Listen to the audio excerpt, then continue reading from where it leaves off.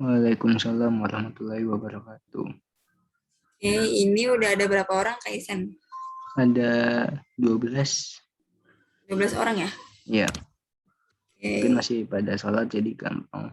Agak telat kali. Total berapa Kak siswanya? Total ada 20 lebih sih pesertanya kemarin. 20 sampai 30-an lah. Oke deh, langsung mulai aja ya Kak Isan ya. Ya, Kak. Halo semuanya, perkenalkan dulu nih nama kakak Desi, ya boleh panggil Kak Desi. Hari ini kakak ingin membahas tes wawasan kebangsaan yang mungkin udah kalian ikuti tryout-nya ya. Sekarang hari ini kita langsung bahas aja soalnya. Sekitar ada 60 soal ya. Mungkin kalau nanti waktunya bisa dipercepat atau nanti mungkin ada hal lain yang ingin ditanyakan ya dibahas, silakan aja soalnya. Nah, ini untuk soalnya. Gimana Kak Isan, enaknya dipilih aja buat baca soalnya? Iya, boleh. Oke. Gitu.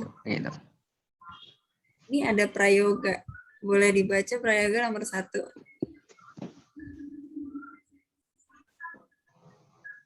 Halo, prayoga. Halo Kak. Iya, boleh dibaca nomor 1. Oke, nomor 1, menurut pasal 30 ayat 3 Undang-Undang Dasar 1945 yang telah diamandemen Tentara Nasional Indonesia terdiri atas A. TNI Angkatan Darat, TNI Angkatan Laut, dan TNI Angkatan Udara. B. TNI Angkatan Darat, TNI Angkatan Laut, TNI Angkatan Udara, dan Kepolisian Negara Republik Indonesia. C. TNI Angkatan Darat, TNI Angkatan Laut, dan Kepolisian Negara Republik Indonesia. D. TNI Angkatan Laut, TNI Angkatan Udara, dan Kepolisian Negara Republik Indonesia. E. TNI Angkatan Laut dan TNI Angkatan Udara. Oke. Nah, ini di sini jawabannya adalah yang A ya kuncinya, yaitu siapa aja orangnya, yaitu TNI AD, ya kan, TNI AL sama TNI AU gitu. Nah, kalau misalkan kalian ini ketemu sama pasal yang ditanya, pasal 30 gitu kan. Nah, ini adalah tentang apa? Ya, tiap-tiap warga negara, ya, dia ini ya berhak dan ikut ya, berhak dan wajib ikut. Ya, wajib ikut apa nih? Serta untuk usaha pembelaan negara. Nah, ini adalah orang-orangnya ya, TNI AD, AL, dan AU. Kayak gitu. Nah, lewat apa nih usaha pembelaan negara? Nah, ini ada cangkupannya, ada 3 TNI ya. Itu AD, AL, dan AU. Sampai sini dulu ada yang mau tanyain? Udah jelas? Nomor 1. Nggak ada ya? Kalau nggak ada, kita lanjut nih di nomor 2. Ya, boleh dibaca dulu nomor 2-nya. Silakan Uci. Baiklah, Kak, maaf Kak, ini kurang ke bawah. Iya. Kurang ke bawah. Oke deh. Nomor 2, negara adalah alat masyarakat untuk mengatur hubungan antara manusia dalam masyarakat tersebut. Pernyataan ini merupakan pengertian negara ditinjau dari segi negara sebagai A. Organisasi kesusilaan, B. Organisasi politik, C. Organisasi integralistik, D. Organisasi kekuasaan, dan E. Organisasi kemasyarakatan. Oke, jadi di sini nomor 2 jawabannya adalah yang organisasi kekuasaan ya. Itu yang D. Kenapa sih yang D? Kan di jelas pembahasannya juga ada ya. Jadi sebuah negara itu kan dia mengkoordinasi ya, atau adanya sebuah organisasi yang di situ kan bentuknya adalah dari rakyat. Di dalamnya itu ada rakyat. Terus di dalamnya itu adalah wilayah yang udah permanen gitu kan, dan juga pastinya ada pemerintahan yang sudah sah. Nah, dalam arti luasnya itu, negara ini adalah apa nih? Sosial masyarakat yang udah diatur secara konstitusional. Nah, konstitusional kan berarti kan berdasarkan apa ya, bentuk yang tertulis itu apa sih? Ada undang-undang. Nah, itu untuk apa? Untuk mewujudkan kepentingan bersama. Nah, ini ada pengertian negara nih. Menurut 4 sudut di sini kan termasuk di dalam optionnya juga. Yang pertama, negara itu ternyata disebutkan organisasi kekuasaan. Kenapa sih? Jadi di sini itu merupakan kekuasaan ini tujuannya untuk mengatur seluruh manusia atau antara manusia dan masyarakat itu gitu. Maupun pengertian lainnya ada bahwa negara di sini adalah organisasi kekuasaan yang bertujuan untuk apa? Untuk mengatur masyarakat gitu kan. Kemudian juga negara ini dalam apa ya, suatu organisasi kekuasaan ini nanti hakikatnya adalah ada kerjasama. Kerjasama apa nih? Kerjasamanya untuk membuat suatu kelompok manusia itu. Jadi berbuat atau bersikap yang sesuai dengan kehendak negara, itu kekuasaan. Ini gimana kalau yang politik? Organisasi politik. Nah, kalau yang politik kan berarti berfungsinya sebagai atau memelihara ketertiban masyarakat gitu kan. Jadi bersifatnya itu atau berdasarkan sistem hukum yang diselenggarakan ya, itu sesuai dengan yang diperintahkan dari pemerintah gitu, dari kekuasaan yang memaksa. Kemudian dari unsur organisasi politik di sini itu nanti ada penyatuan dari kekuasaan politik. Jadi di situ nanti dalam organisasi politik itu merupakan cakupan dari organisasi pokoknya, di mana di situ naungannya adalah untuk negara gitu kan. Kemudian lanjut lagi ada organisasi dalam politik di sini disebutkan yaitu berfungsi untuk ternyata mengatur hubungan manusia kemudian sekaligus untuk menertibkan atau mengendalikan segala gejala-gejala kekuasaan. Nah, nanti di sini banyak ya. Kalian nanti bisa baca sendiri aja untuk pembahasannya. Kemudian yang selanjutnya adalah kesusilaan. Nah, kalau kesusilaan di sini adalah ya organisasi yang misalkan dia timbul nih melalui kemerdekaan yang universal sama individu. Jadi yang kan beda ya. Terus secara umumnya, secara general, itu berdasarkan dari kita sendiri nih. Jadi negara ini sebenarnya adalah organisme ya, atau batang tubuh yang dimana setiap individu itu dia menjelma menjadi dirinya. Apa sih ini maksudnya? Maksudnya adalah dari seluruh individu di sini nanti dia tuh punya memiliki kekuasaan tertinggi. Nah, sehingga nggak ada nih kekuasaan lain yang lebih tinggi dari satu negara. Kemudian ada berdasarkan pemikiran. Pemikiran ini kan ada dari Hegel. Apa sih ini? Jadi ada pemisahan kekuasaan, ada yang umum gitu kan. Nah, selanjutnya ada boleh dibuat mau kita boleh dibuat. Aisyah mungkin boleh bantu. Nama Filsa boleh di-mute dulu. Saya takut nggak kedengeran. Lanjut lagi, negara yang dimaksudkan untuk integrasi atau jadi pemerintahan dan rakyat. Nah, di sini nanti ada golongan teorinya, ada yang perseorangan, ya golongan atau kelas, kemudian juga ada integralistik, ya adanya penyatuan. Nah, nanti bisa dibaca-baca lagi mengenai apa sih itu teori perseorangan, golongan atau kelas, kemudian ada integralistik. Nah, ini yang dibangun dari negara sebagai integrasi ya antara pemerintahan dan rakyat. Nah, sampai sini dulu ada yang mau ditanyain? Case nomor 2. Udah jelas? Oke, nggak ada ya? Kalau nggak ada, boleh dibaca nih nomor 3 oleh Arif Rifki. Iya, Kak. Ya, nomor 3, peristiwa ketatanegaraan yang sangat penting bagi bangsa Indonesia pada saat sekitar peristiwa proklamasi adalah A. Pembentukan kabinet yang pertama, B. Penetapan sistem multipartai, C. Pembentukan KNIP sebagai pengganti MPR, D. Penetapan Pancasila sebagai pandangan hidup bangsa, dan E. Penetapan UUD 1945. Nah, oke, jadi di sini nomor 3 itu kan yang ditanya ketatanegaraan. Nah, terus gimana nih kalau misalkan Indonesia di sini pada saat peristiwa proklamasi itu terjadi? Jadi di sini jawaban nomor 3 adalah yang E. Kenapa sih yang E? Jadi di sini kan pembahasannya adalah hasil. Jadi hasil dari sidang PPKI itu apa aja? Yang pertama di sini ada nih mengesahkan gitu kan, mengesahkan terus kemudian juga menetapkan undang-undang. Ya, nah itu yang udah disiapkan atau telah disiapkan oleh BPPKI. Jadi ya udah dikenal dengan UUD gitu kan. Nah, jadi penetapannya itu dari sini. Kemudian yang kedua, memilih Insinyur Soekarno sebagai presiden. Nah, Muhammad Hatta yang jadi wakil. Nah, kemudian di sini nanti dilakukan secara aklamasi. Jadi atas usulan si Otto Iskandar Dinata. Ya, kemudian yang ketiga nih apa? Membentuk komite kan. Selain UUD, ya kan bentuk presiden wakil presiden, kemudian juga ada komite. Nah, komite nanti dia tuh ngebantu tuh biasanya, membantu MPR, ya DPR. Ya, saat itu yang memang belum terbentuk. Makanya waktu saat di proklamasi ini juga belum ada namanya DPR ya. Masih adanya namanya Komite Nasional. Nah, sampai sini dulu ada yang mau ditanyain jawabannya atau pernyataannya? Udah jelas? Udah jelas, kita lanjut ya.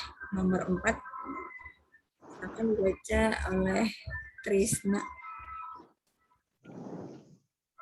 Alat perlengkapan Perserikatan Bangsa-Bangsa atau PBB yang bertugas mengatur organisasi dan administrasi PBB adalah A. Majelis Umum, B. Dewan Ekonomi dan Sosial, C. Sekretariat Jenderal, D. Tata Usaha Negara atau Bangsa-Bangsa, E. Dewan Perwakilan Negara. Oke, nah di sini jawabannya adalah yang C ya, Sekretariat Jenderal. Nah, kenapa sih ini Sekretariat Jenderal? Jadi fungsinya sekretariat itu apa aja sih? Itu adalah bertindak bertindak sebagai kepala PBB gitu kan. Yang dia tuh ngapain aja? Dia tuh ya ngurusin masalah ya organisasi.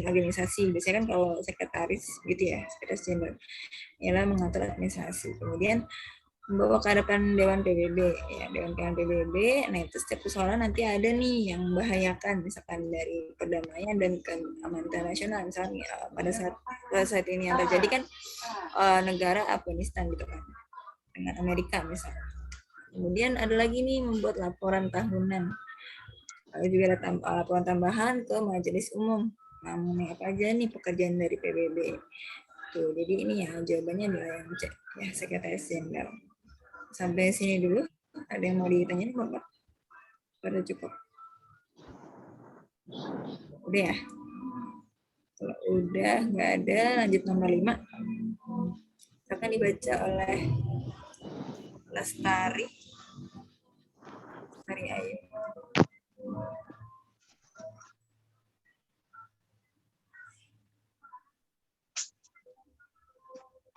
Oke, gimana Lestari? Nomor 5 boleh dibaca ya. Pada tanggal 20 Mei 1998 di Sofia, oleh pelajar-pelajar di sana didirikan organisasi bernama Budi Utomo dengan ketuanya adalah A. Wahidin Sudiro Husodo, B. Sutomo, C. Suraji, D. Gunawan, E. Pangeran Aryonoto Dirojo. Oke, jadi nomor 5 ini jawabannya kan ketua ya. Kalau yang ditanya ketua adalah Sutomo. Ya kan? Itu ketua nih. Kalau yang Wahidin itu adalah pendiri. Ya kan? Pendiri dari Budi Utomo. Ya, Budi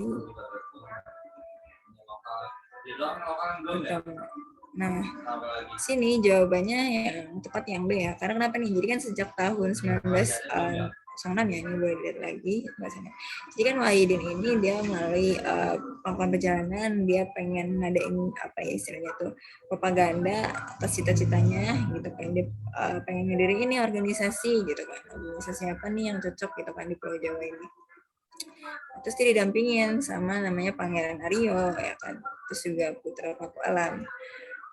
Kemudian pada saat itu dia mendekati para kiai yang emang lebih tua gitu kan, yang lebih tinggi atau lebih tahu ilmunya gitu kan.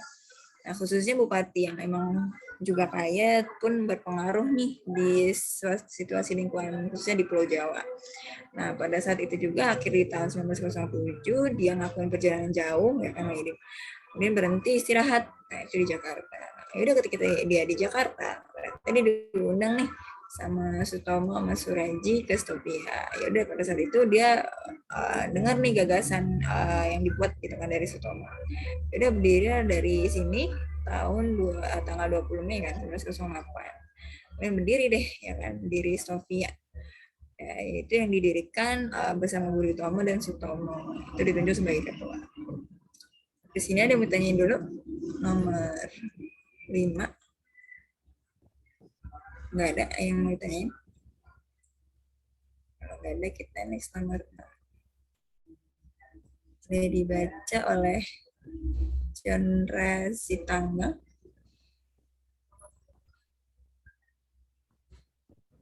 Halo Chandra Sitanggang.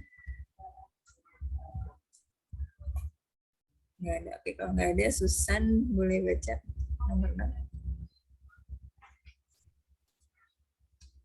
Halo, Susan.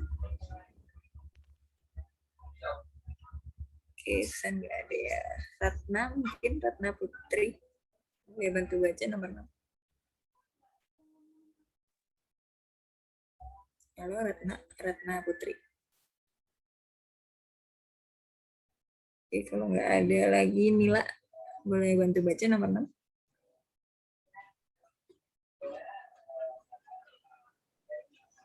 Nomor 6, Kak ya? Ya, nomor 6.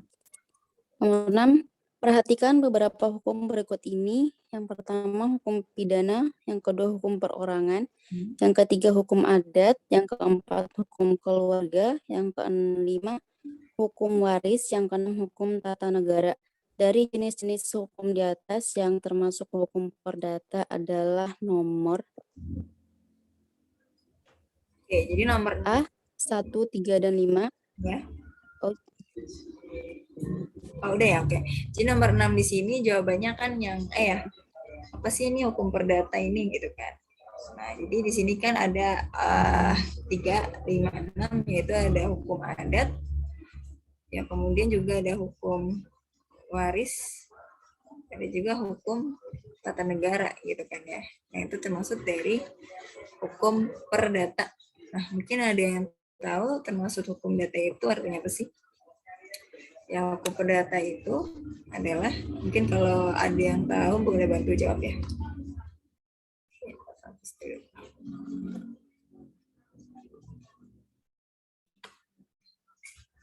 Hukum perdatanya. Jadi hukum perdata di sini artinya apa sih? Hukum yang memang mengatur kepentingan warga negara. Kepentingan warga negara. Nah, di sini juga apa ya, semacam adanya alat gitu kan.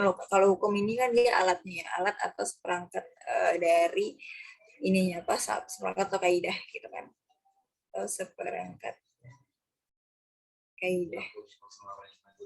Nah, kemudian perdata, kalau perdata itu kan berarti adanya pengaturan ya, ada pengaturan, ada hak ya, ada hak atau harta benda gitu. Nah, itu pengaturan.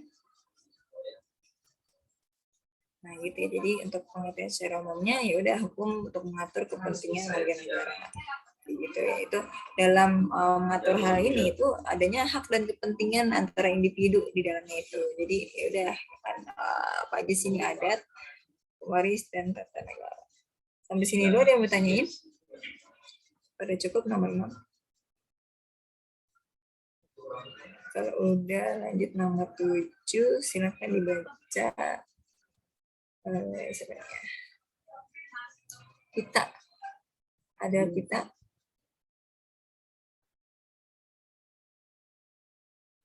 nggak ada kita. Halo, kita ada. Kalau nggak ada, next Farudin Abdul Razak. Boleh bantu baca nomor 7. Nomor 7, Kak. Ya, itu nomor 7. BPUPKI membentuk panitia kecil yang beranggotakan 9 orang pada tanggal 22 Juni 1945. Berikut termasuk anggota panitia 9, kecuali A. Mr. Ahmad Subarjo, B. Muhammad Yamin, C. Agus Salim, D. Abi Kusno Cokrosuyoso, D. Supomo. Oke, ini maaf ya kakak lupa nyantumin optionnya. Oke, jadi nomor 7 ini optionnya kan ada C, D, E ya. Oke, ini kata benerin dulu. Nah, jadi nomor 7 ini jawabannya adalah yang E nih. Ya. Supomo yang bukan gitu. Jadi kan ada panitia 9 nanti ini ada pembahasannya juga. Ada kelompok yang dibentukkan di tanggal 1 nih. Tanggal 1 Juni 1945. Nah, ternyata diambil dari panitia kecil. Nah, ini kan ketika sidang BPUPKI. Jadi panitia 9 itu siapa aja Nah, ini harus ingat juga nih. Ya ada Soekarno, ya kan, Muhammad Hatta, ya terus ya Maramis, ada juga Habib Usno, ya Abdul Kahar, ya Agus Salim, ya kan, Subarjo, ya Wahid Hashim, kemudian Ahmad Hamid gitu. Nah ini berarti kan yang nggak ada siapa sih? Ya Sutomo gitu kan. Jadi jawabannya bertanya. Sampai sini dulu ada yang mau tanyain? Nggak ada? Kalau nggak ada kita next nomor 9. Boleh, nomor 8 ya. Boleh dibaca oleh siapa nih ya? Ini namanya ada yang bukan aslinya ya. Boleh dibaca oleh Uswatun Hasanah nomor 8.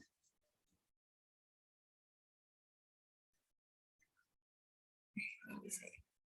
Kalau ada Uswatun Hasanah?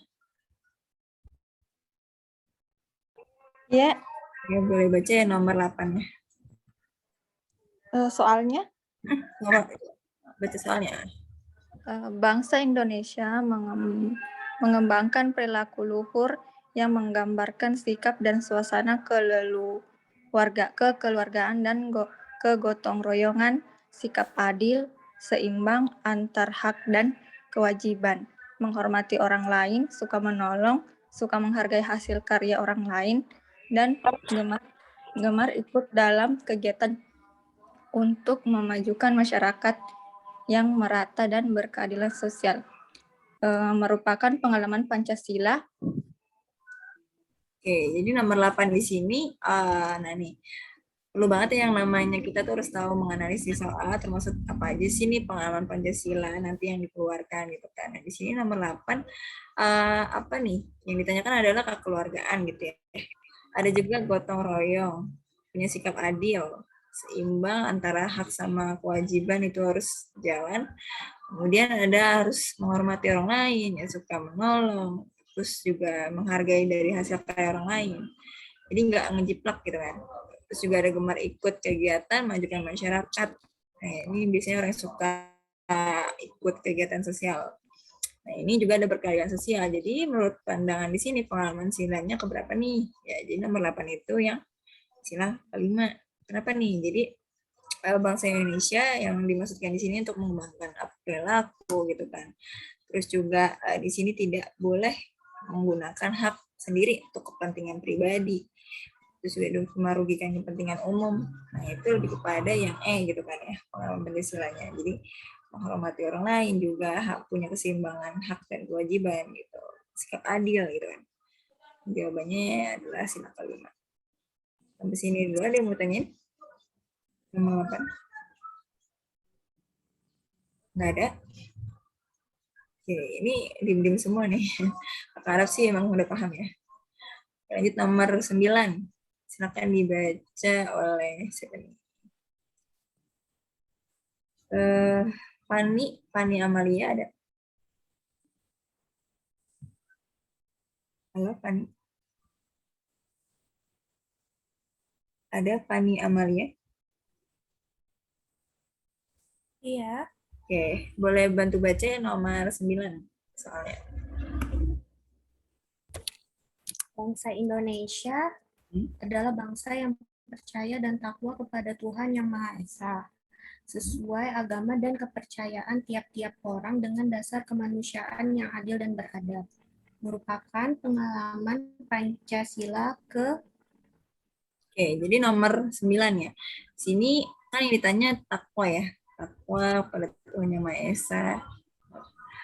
Kemudian juga ada sesuai dengan agama nih, ya agama dan kepercayaan masing-masing, yaitu pasti nggak jauh ya dengan pengalaman silanya pertama, gitu kan sila pertama. Ya, itu adalah bangsa Indonesia. Di sini kan dibilang adanya kerukunan hidup, kerjasama, nggak memaksa kehendak orang lain, kemudian ada kebebasan beribadah kan. Bentuk agama, kepercayaan. Itu salah satu bentuk kepercayaan ya antar mas individu dengan Tuhannya. Oke, sampai sini ada yang mau tanyain? Nomor 9. Kalau nggak ada lanjut ya, nomor 10. Silakan dibaca oleh Pak Rian Ramadan. Ya, halo. Ya, boleh bantu baca. Buka. Nomor 10. Iya. Nomor 10 ya, Kak. Benar. Bangsa Indonesia memiliki kedudukan yang sama, baik hak maupun kewajiban di dalam masyarakat. Bangsa Indonesia tidak boleh memaksakan kehendak dan selalu mengutamakan musyawarah dalam mengambil keputusan serta menghormati dan menjunjung tinggi serta memiliki itikat baik juga tanggung jawab atas hasil kesepakatan dalam musyawarah. Merupakan pengamalan Pancasila sila ke Oke, nah nomor 10. Oke. Ini keempat ya. Sila ya keempat. Apa sih ini sila keempat? Boleh tahu mungkin dari varian? Sila keempat itu lebih erat kaitannya dengan musyawarah dan mufakat. Oke, sip. Ada lagi? Udah? Itu aja sih, Kak. Udah, Kak. Oke, sip. Makasih ya, Pak Aryan. Ya, Kak. Nomor 10 benar, yang dikatakan Varian itu adalah opsinya yang di sila keempat. Kenapa nih? Jadi, bangsa Indonesia memang punya kedudukan yang sama, istilahnya. Baik dari yang punya hak kewajiban di dalam suatu lingkupan masyarakat. Jadi ya bangsa Indonesia itu yang emang nggak boleh memaksakan kehendak orang lain. Mengutamakan adanya hasil diskusinya, mufakatnya, musyawarahnya, mendahulukan kepentingan orang lain kan. Dan itu dengan cara apa? Menghormati, menjunjung tinggi, adanya etikat baik nih dari orang lain. Nah itu juga harus ada tanggung jawab. Tanggung jawabnya itu adalah dari hasil kesepakatan dalam musyawarah. Nah jadi ya dalam kepentingan umum di sini harus diutamakan. Kemudian diambil dengan penuh tanggung jawab serta punya akal sehat. Tuh, jadi jawaban benar yang D. Sampai sini ada yang mau ditanyakan mungkin? Nggak ada. Oke, kalau nggak ada lanjut nomor 11 ya. Boleh dibaca, baca sama ini yang nyala kameranya nih, Adinda. Adinda is 9. Halo, Adinda. Boleh baca nomor 11.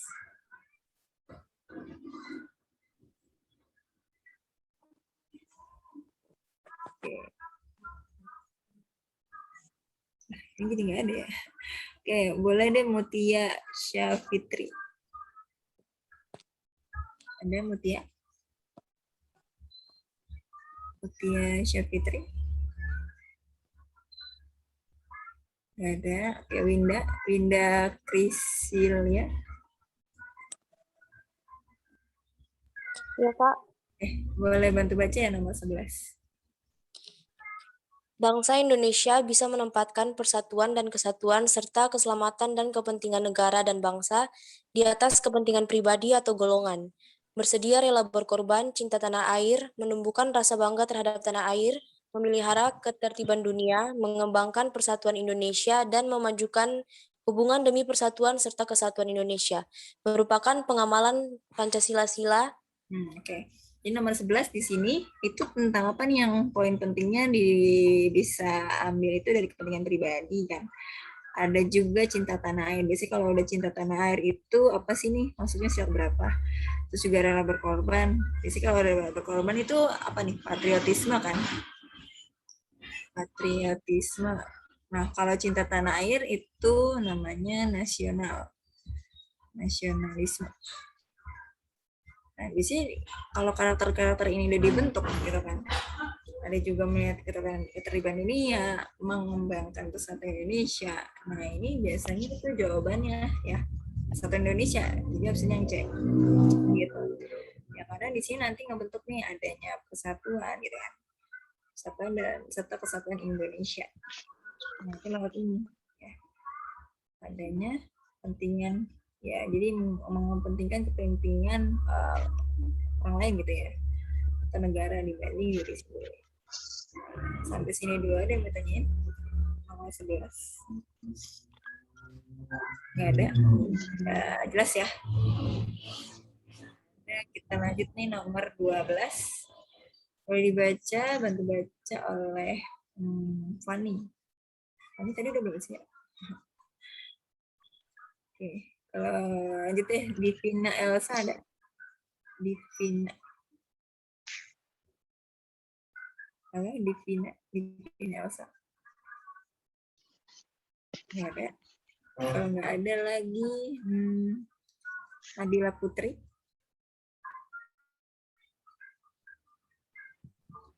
Halo, Nabila.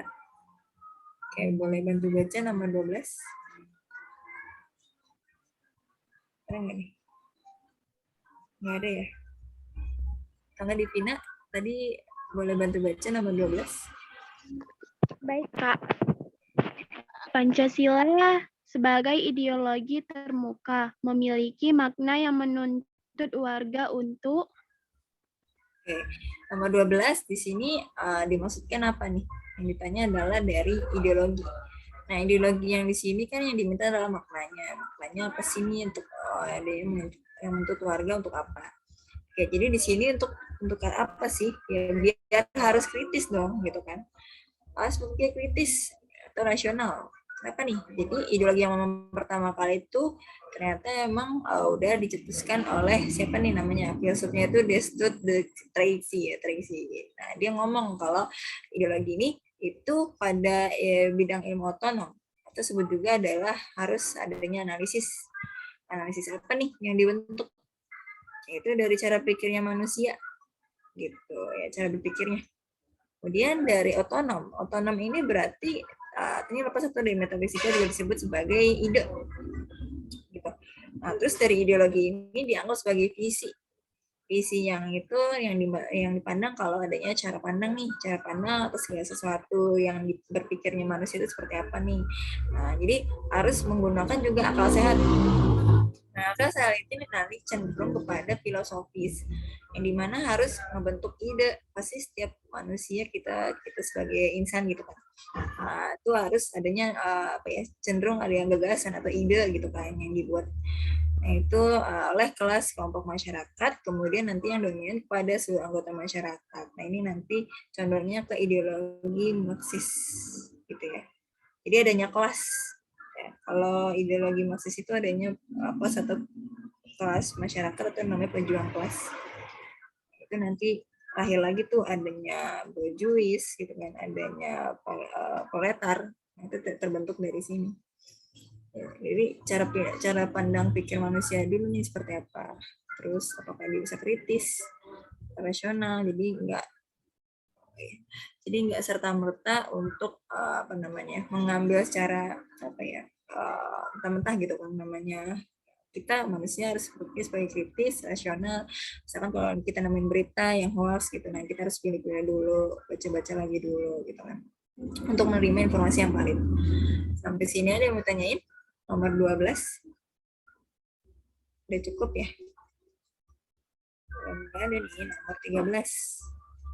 Silakan dibaca oleh siapa ya? Marlisa Hartiningsi ya. Boleh bantu baca, Marlisa.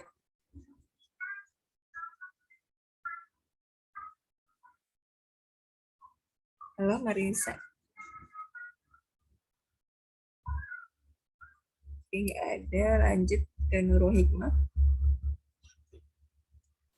Iya, Kak. Boleh bantu baca ya nomor 13. Pembangunan ekonomi Indonesia yang berdasarkan Pancasila menganut sistem ekonomi. Oke, kira-kira apa nih jawabannya? Dari Nurul Hikmah. Ya, jadi yang anut sistem ekonomi. Kalau ekonomi itu berarti apa nih? Kira-kira jadi di sini berdasarkan moralitas ketuhanan dan kemanusiaan. Oke, ya, jadi ini jawabannya lebih ke yang apa nih? Yang D. Karena apa nih? Karena di sini udah jelas ya. Sistem ekonomi Pancasila itu ada ideologi ekonomi, ada ketuhanan, kemanusiaan, persatuan, musyawarah, keadilan. Nah, ini ya. Kemudian juga di sini dikatakan kalau adanya moralitas ketuhanan dan kemanusiaan. Oke, jadi di sini ada apa nih, sistem ekonomi menunjukkan prinsip humanis. humanis, kemudian ada tidak mengeksploitasi. Oke, sampai sini ada mau tanyain dulu nggak nomor 13? Nggak ada ya, kalau nggak ada lanjut nih nomor 14 ya. Boleh silakan dibaca nih oleh Windy tadi boleh ya? Dina Ayu ada? Siap ada, Kak. Oke, boleh baca ya nomor 14 ya. Pancasila sebagai paradigma pembangunan pertahanan keamanan berarti bahwa sistem pertahanan keamanan dilakukan oleh. Oke, jadi di sini apa nih? Yang namanya pertahanan keamanan berarti yang harus dijunjung tinggi dilakukan oleh siapa? Ini ya pasti ya, TNI dan Polri gitu kan. Nah ini juga udah jelas banget tadi juga di pembahasan sebelumnya kan ada tuh ya, pasalnya kan pasal 30. Nah, di situ ya, di sini menjunjung tingginya dari TNI Polri. Jadi dia memang tugasnya untuk pembelaan negara gitu kan. Khususnya adalah dari TNI Polri. Nah, kemudian dari sini juga itu nanti ada ayatnya apa aja sih di dalam pasal 30. Nah, ini ada ya. Ingat-ingat nih, biasanya ini juga suka keluar kalian. Nah, jadi untuk pasal 30 ayat 1, nah, dia minta adanya pertahanan dan keamanan negara. Ayat 2 gimana ayat 2? Ayat 2 di sini usaha keamanan gitu kan. Di pertahanan ya bisa.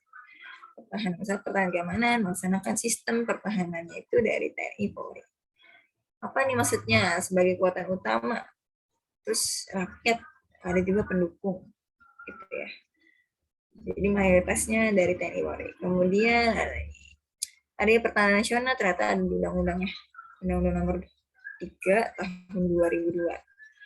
Apa aja nih? Wah ini pokoknya tentang sistem dari pertahanan keamanan negara ya, tata negara.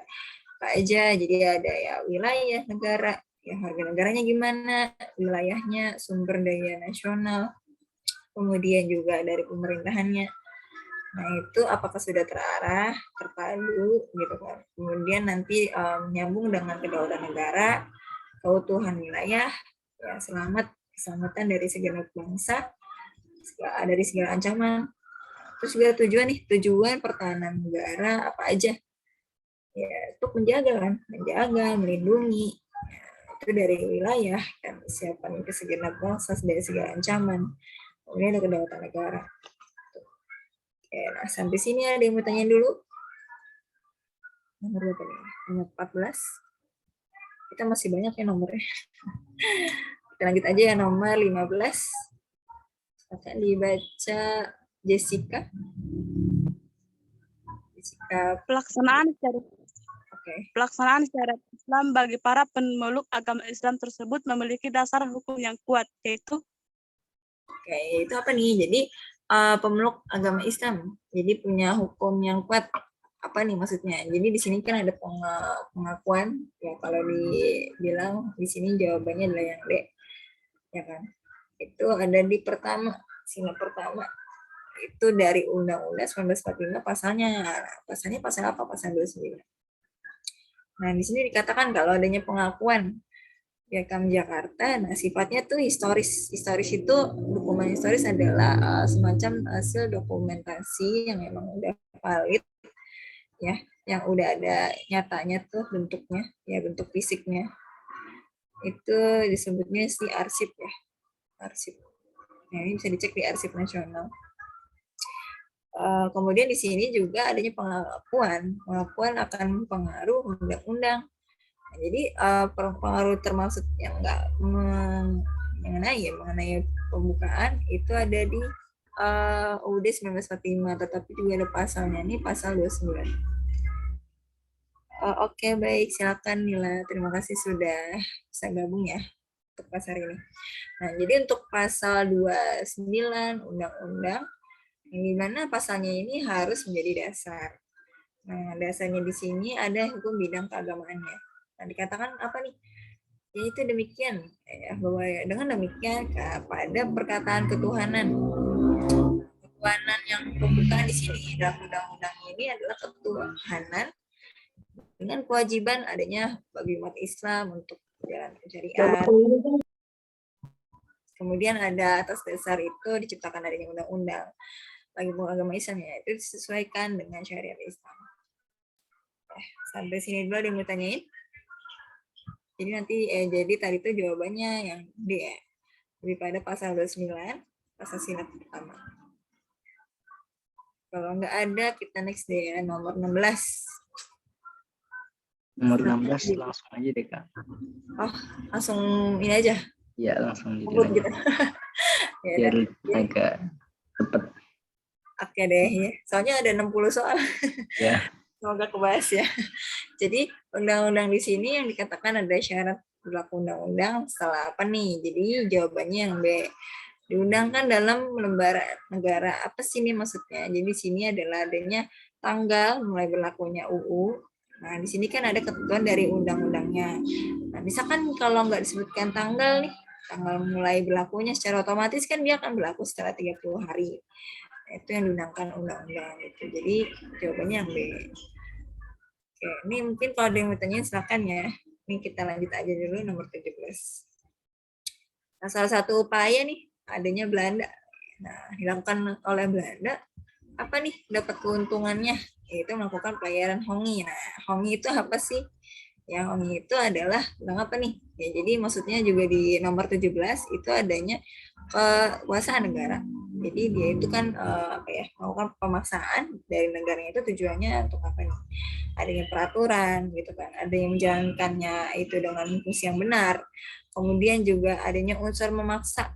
Nah, memaksa dari negara ini dikarenakan menjadi warga negara yang mempunyai berbagai perbedaan. Ya, jadi di sini jawabannya lebih yang A. Cegah pelanggaran monopoli yang pernah dimiliki. Gitu. Kemudian juga nanti nih maksudnya adalah ada yang mengontrol nih dari sini, ada yang mengontrol adanya apa nih, ada unsur memaksa menjadi warga negara. Nah, itu dari ini. Oke, lanjut nomor 18. Pasal. Nah, pasal di bawah ini yang merupakan hasil amandemen tanggal 9 November 2001. Nah, itu jawabannya apa? Yang D ya. Nah, itu pasal 23G ada di hasil amandemen ketiga. Nah, kalau hasil amandemen ketiga itu adalah 9 November. Yang mungkin kalau kalian tahu kan kalau amandemen itu ada hasilnya ada 4 ya. Itu masing-masing perbedaannya hanya setahun. Nah, ini perlu diingat juga tanggal sampai bulannya, tahunnya itu tanggal berapa. Itu nanti mungkin ada ya semacam ini tuh keluar. Kemudian lanjut nomor 19. Nah, ini nih. Amandemen UUD 1945 ternyata dilakukan agar kalau Undang-Undang 1945 sesuai dengan perkembangan zaman. Nah, adanya amandemen ini ternyata membuat batang tubuh ini mengalami perubahan. Nah, jadi dari sini itu batang tubuh terdiri ini atas apa sih? Ya, jadi nomor 2 pas 19 ya, itu yang A. Jadi ada 4 kali amandemen kan, lagi-lagi. Nah, itu ada apa aja nih yang terdiri dari Undang-Undang 1945, 16 bab, 37, 4 ya, peralihan, kemudian 2 aturan tambahan. Setelah amandemen ternyata berubah lagi. Nah, ini sekitar 20 bab ya. 37, 194 ayat, 3 pasal ayat peralihan, terus 2 aturan tambahan. Jawabannya A. Oke, lanjut nomor 20. Ada penyediaan fasilitas pelayanan, kesehatan, kualitas pelayanan umum. Nah, jadi di sini layak menjadi tanggung jawab negara. Apa nih maksudnya? Jadi nomor 20 itu yang C. Ya. Jadi sesuai dengan pasalnya, itu apa nih? Negara ternyata bertanggung jawab atas fasilitas pelayanan kesehatan. Kemudian juga adanya fasilitas umum yang layak. Gitu. Oke, next ya. Lanjut nomor 21. Ini nanti boleh dicari-cari lagi ya pasalnya. Ya, pasal ayat 34, ya kan 33 ayat 4. 31 ayat 3 ini ya, nanti boleh cari lagi. Kemudian nomor 21. Nah, kelompok ini ternyata berupaya, nah ini maksudnya ke materi radikalisme ya. Itu dengan menimbulkan rasa takut yang luas. Nah, mereka ternyata nggak mengakui ini ada NKRI. Kemudian pengen ganti ideologi negara yang sah, yang mereka usungkan gitu, atau mereka canangkan, atau mereka dirikan gitu. Jadi salah satu keragaman dari radikal ini apa nih? Adalah dari teroris, gitu ya. Itu radikal teroris. Lanjut lagi nomor 22. Kelompok ini punya misi nih, mengusung misi pemberontakan. Nah, dari mereka ternyata ada konfrontasi pemerintah. Iya, nanti di-share ya Reski Yaman Jamal sama Kak Isan ya. Kak Isan nanti di-share ya. Ya, nanti di-share di grup event TO yang hari digital untuk yang peserta TO kemarin. Oke. Lanjut ya, nomor 22. Nah, kelompok ini ternyata mengusung misi pemberontakan. Nah, ternyata di sini yang dilakukan sama konfrontasi pemerintah. Nah, dari keberagaman radikal ini apa nih maksudnya? Ya, jadi jawaban nomor 22 itu adalah ya yang C. Ada separatis. Nah, jadi separatis itu juga bisa dibilang apa ya, negara yang atau dia pengen memisahkan diri dari negara lain atau wilayah lain. Nah, makanya dia ngelakuin pemberontakan lewat konfrontasi pemerintah. Oke, next nomor 23. Nah, nomor 23 di sini ada pasal ternyata lagi. Pasalnya di sini itu ada hasil amandemen tanggal, nah ini yang tadi ya. Yang tadi ya benar. Diulang lagi. Pasalnya bisa. Oke. Nah, jadi tadi jawabannya yang D ya. Yang sama soalnya tadi. 23.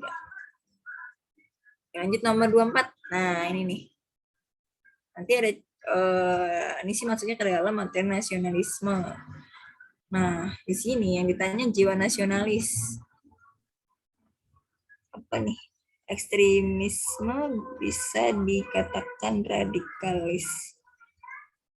Ya, tadi berarti lanjut ke nomor sebelumnya dulu nih. Sebentar ya. Ada yang nanya.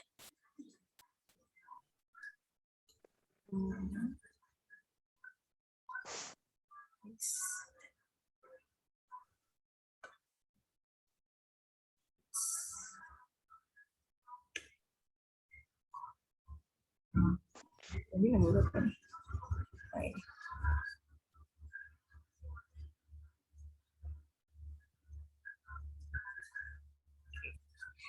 Jadi tadi nyambung ke ekstremisme gitu kan. Sebenarnya apa aja sih cenderung yang dikatakan radikal tuh? Ada namanya itu teroris, terorisme, radikalisme, sama ekstremisme. Jadi masing-masing pengertiannya juga dia tuh beda ya. Nah, jadi di sini itu ada teroris. Kalau teroris di sini kan atau radikal dulu ya, radikal di sini kan dimaksudkan adalah paham. Dia tuh punya paham, aliran. Kalau ada yang menginginkan perubahan atau pembaruan sosial, yaitu dengan cara kekerasan gitu kan. Nah, jadi untuk seseorang atau kelompok radikal ini nanti akan mengalami perubahan menggunakan cara-cara yang ekstrim. Nah, itu nanti ada sinambungan gitu kan. Antara tadi radikal, kemudian teroris pun yang ekstrim. Nah, jadi di sini nanti termasuk kekerasan ekstrim ini melalui apa? Melalui aksi teror. Itu tadi untuk pertanyaannya si siapa tadi itu. Ya, jadi ada kelompok kekerasan. Jadi di situ melalui aksi teror yang nanti akan dipengaruhi banyak hal, termasuk dari masyarakatnya gitu kan, penduduknya, wilayahnya gitu kan. Nah, itu saling bersinambungan. Nah, terus dari ekstremisme itu sebenarnya apa sih? Dia tuh menganut paham memang unsurnya kekerasan gitu, paham kekerasan, ekstremis atau ekstremisme. Nah, kalau dibandingkan kalau radikal ekstremisme itu tuh bercenderung dia punya pemikiran yang tertutup, nggak adanya toleransi, nggak ada apa ya, dia juga disebutnya anti demokrat ya, demokrasi ya, anti demokrat ya pokoknya. Pokoknya dia bisa mengalahkan segala cara yang dia pengen itu, yang dia inginkan untuk melakukan perubahan dengan cara apa? Penipuan. Ya, untuk mencapai apa? Mencapai tujuan mereka yang mereka inginkan gitu, untuk melakukan perubahan itu. Itu ya, untuk pertanyaannya tadi mungkin bisa kejawab. Oke, lanjut lagi di nomor apa nih? Sampai lupa. Nomor 24. Nomor 24 di sini itu jiwa nasionalis. Nah, ini diamanahkan oleh Pancasila. Nah, sesuai dengan semboyan gini Kak. Oke, Reski Yaman Jamal ya. Panggilnya Jamal nih. Oke, jadi nomor 24 di sini itu apa nih jawabannya? Ada chauvinisme, sukuisme, tapi di sini yang dikatakan kecuali ya. Kecuali dari jiwa nasionalis. Ada juga patriotisme, ekstremisme, etnosentris. Oke, jadi nomor 24 itu ya, yang lebih tepatnya apa nih? Kira-kira yang bukan, itu yang C, patriotisme. Karena kenapa? Jadi kalau patriotisme itu kan dia rela berkorban ya. Atau menjunjung tinggi dia rasa rela berkorban apa nih, lewat tenaga, pemikiran, pun dari jiwanya. Gitu kan. Nah, kalau chauvinisme ya ini tadi ada terlalu fanatik ya terhadap cinta tanah air. Jadi seakan-akan ya dari negaranya tuh lebih lebih baik dibanding negara lain. Ada juga sukuisme. Nah, ini sama nih. Punya paham kalau suku sendiri lebih baik dibanding derajat yang lain, itu suku yang lain. Nah, tadi nih ekstremisme ya. Dia maksudnya bertentangan dengan hukum dan aturan yang berlaku. Makanya tadi sinambungan sama radikal ya. Radikal sama teroris. Kemudian ada etnosentris. Nah, di sini kelompok lain ternyata lebih rendah dibandingkan kelompok sendiri. Nah, semoga terjawab ya. Lanjut di nomor 25. Nah, di sini sudah 3 hari berturut-turut. Jadi ada anggota namanya Dokuritsu Zundi Chosaka ya. Itu dia mengeluarkan pendapatnya. Nah, sekarang saya mendapatkan kehormatan dari Paduka Tuan Ketua. Yang mulia mengungkapkan kalau pendapat saya akan menepati permintaan Paduka Tuan Ketua yang mulia. Nah, apakah permintaan Paduka Tuan Ketua ini yang mulia? Paduka Tuan Ketua di sini yang mulia minta kepada sidang ya Dokuritsu Zundi Chosakai. Untuk apa nih? Untuk mengungkapkan dasar Indonesia merdeka. Nah, dasar inilah yang akan nanti yang akan saya kemukakan dalam pidato saya ini. Nah, ini dikatakan dari Bung Karno. Dia mengawali pidatonya seperti yang dikutip dari Akademi Edu ya. Jadi dalam pidato BPUPKI sidangnya ini dari Bung Karno menyampaikan prinsip dasar negara. Nah, ini apa nih prinsip dasar negara dari Bung Karno? Jadi jawabannya ya apa nih kira-kira? Jawabannya itu adalah yang C. Apa nih? Ya, yang C kan. Adanya kebangsaan Indonesia. Ya pokoknya ingat aja sih ya, kalau di sini berarti kan yang diminta adalah dari apa nih dasar ideologi yang dikemukakan Insinyur Soekarno, nanti beda sama Muhammad Yamin gitu kan. Nanti beda sama Supomo. Nah, ini dia pandangannya mengenai prinsipnya adanya kebangsaan Indonesia, internasionalisme, ada juga perikemanusiaan, itu dengan cara mufakat kan, mufakat kesehatan sosial, Tuhan yang berkebudayaan. Oke, next lagi ya, kita lanjut nomor 26. Nah, nanti bisa dibaca sendiri pembahasannya. Nah, untuk ekonomi kerakyatan, di sini ada sistem ekonomi yang berbasis kekuatan ekonomi rakyat. Yang dimana rakyat sendiri itu adalah sebagai kegiatan ekonominya. Nah, usaha yang dilakukan sama rakyat ini dengan cara swadaya, ya, atau mengelola dari sumber daya ekonomi. Nah, di sini ada usaha nih, terus ada juga yang dikuasai dari UMKM. Ya, terus juga kalau ini pada saat ini tuh UKM, yang dimana sektornya banyak ya apa aja, makanan, kerajinan, peternakan, pertanian. Nah, di sini kan ditujuin dengan apa nih, atau untuk siapa? Untuk memenuhi kebutuhan dasar. Jadi keluarga itu tanpa harus melakukan kepentingan masyarakat, pembangunan ekonomi kerakyatan punya peran. Nah, di sini untuk menciptakan kemakmuran, kesejahteraan rakyat. Nah, hal ini ternyata dibentuk dari Undang-Undang pasal berapa? 33 ayat 1 gitu. Bunyinya apa nih? Ya, jadi nomor 26 itu yang B. Perekonomian disusun sebagai usaha bersama berdasar atas asas kekeluargaan. Gitu. Yep. Itu bunyinya. Ini banyak ya, boleh nanti dibaca aja bahasannya. Oke, lanjut nomor 27. Nah, 27 di sini ada perundingan nih antara Indonesia sama Belanda. Nah, tanggal 10 November 1945 ada perundingan di sini diwakilin sama Perdana Menteri. Ada Sultan Syahrir. Kalau Belanda itu dari siapa? Schermerhorst. Nah, perundingan ini ternyata dari Linggarjati. Ya. Itu tanggal 10. Nah, diwakilin sama tadi ya udah ya di soal ya Syahrir, Indonesia ya dari Belanda dari Schermerhorst. Oke, lanjut. Yang berikutnya nomor 28. Nah, di sini ditanyakan, 3 pernyataan di sini isi dari apa sih? Nih. Ada yang bubarkan PKI, yang bersihkan kabinet Bikora dari unsur-unsur PKI. Kemudian adanya turunkan harga. Nah, ini jawabannya apa nih yang tepat?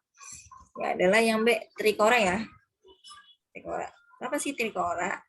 Jadi di tanggal 12 Januari 1966. Nah, di sini kan nanti ada organisasi namanya KAMI. Kemudian juga ada KAPI.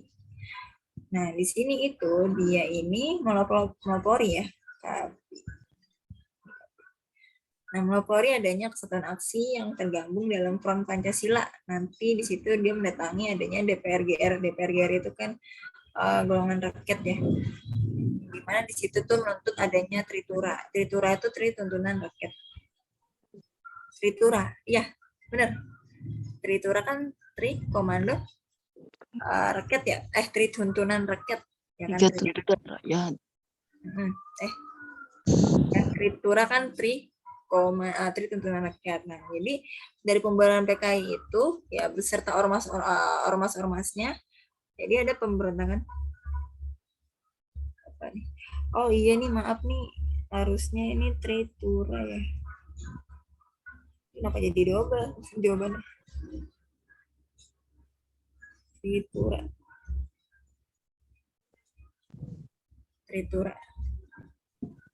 Nah, turunkan harga sandang pangan. Ya, ini tadi jawabannya double. Harusnya Tritura. Oke. Ada yang mau tanyain lagi? Mungkin nomor 28. Tadi siapa yang nanya mulu nih? Oh, Feby ya. Oke, Feby.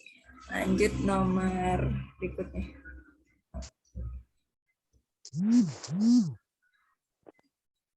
29. Nah, usul pemberhentian presiden, wakil presiden, ya kan. Di sini kan ada diajukan oleh DPR. Nah, DPR sama ya kepada MPR. Nah, di sini itu hanya dengan memeriksa. Jadi pemeriksa bisa mengadili, memutuskan ya pendapat DPR kepada presiden, wakilnya juga. Nah, ini telah melanggar hukum. Jadi nomor 29 ini cakupannya ada di pasal 7B ayat 1. Nah, ini jawabannya adalah yang A. Ya, terlebih dahulu nih, itu adalah yang mengajukan permintaan pada Mahkamah Konstitusi. Ya, itu di sini kan ada ya penjelasannya itu dengan apa nih? Mengadili, memutuskan, gitu kan, memeriksa DPR, yaitu telah melanggar hukum sebagainya. Ketika dia nanti ada usul nih, usul pemerintahan presiden atau wakil ya kepada Mahkamah Konstitusi. Lanjut nomor 30 ya, kita 60 soal nih. Semangat ya. Jadi dalam sejarah nih di sini nomor 30 Ketatanegaraan Indonesia itu tanggal 16 Oktober 1945. Terbitkan ada maklumat wakil presiden 1945. Nah, untuk memberikan penguatannya ini gimana? Dengan langkah-langkah demokrasi ya pemerintah. Nah, dari isi maklumatnya ini apa nih? Ya, jadi nomor 30 itu yang KNIP ya. Ini ada maklumat presiden itu di nomor 10 tahun 1945 nih ya. Memberikan penguatan adanya KNIP ya, itu diserahkan pada legislatif gitu kan. Nah, pun membuat Paknan GPHN garis besar haluan negara sebelum terbentuk MPR dan MPR. Oke, next nomor 31. Masyarakat Indonesia punya cita-cita besar yang emang harus diwujudkan untuk kesejahteraan seluruh rakyat. Nah, gimana sih nih caranya? Cara biar cita-cita tersebut itu terwujud? Nah, itu dengan cara apa nih? Pancasila berperan sebagai ideologi negara yang dimana apa nih kita harus menghargai atau memahami cara berpikir manusia itu seperti apa sih. Di suatu golongan itu dia yang di dalamnya itu terdapat arah dan tujuannya itu apa sih yang dia punya dan akan mencapai seperti apa untuk kedepannya melalui dari ideologi negara tuh. Jadi nomor 31 yang bedanya ini siapa sih Feby ya?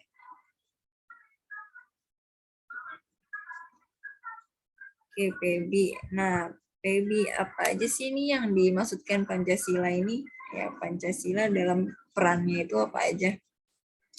Nah, di sini ada peran sebagai ideologi tadi udah ya. Nah, kalau ideologi itu mengenai cakupan cara berpikir manusianya. Nah, kalau di sini ada falsafah. Nah, falsafah di sini berarti cenderungnya apa nih pengertiannya? Ini banyak ya untuk pengertiannya juga. Di sini cakupannya ya Pancasila. Yang pertama Pancasila sebagai falsafah bangsa. Nah, yang dimana di situ pada bagaimana nih cara pandangan hidupnya dia gitu kan mengenai falsafah itu dengan persatuan bangsa. Jadi istilahnya mengandung unsur nilai-nilai di sini, nilai-nilai norma. Ya, nilai-nilai norma.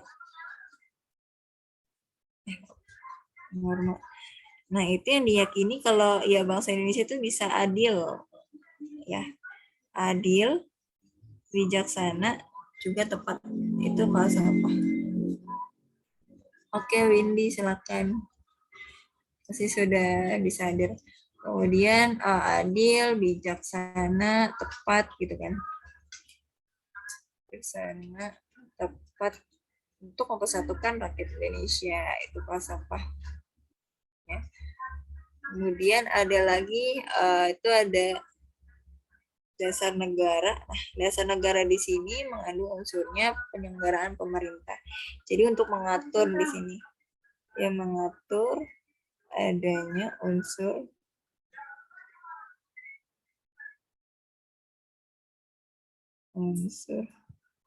penyelenggaraan pemerintahan.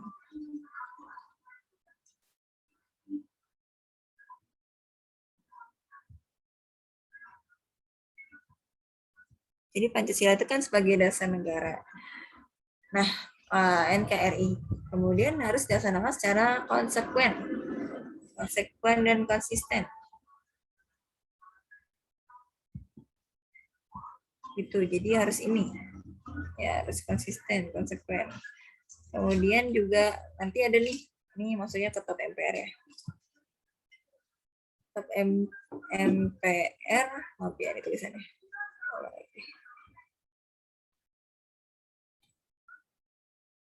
MPR. Nomor berapa nih? Nomor 16 ya? Iya ding. Garis miring MPR garis miring 98.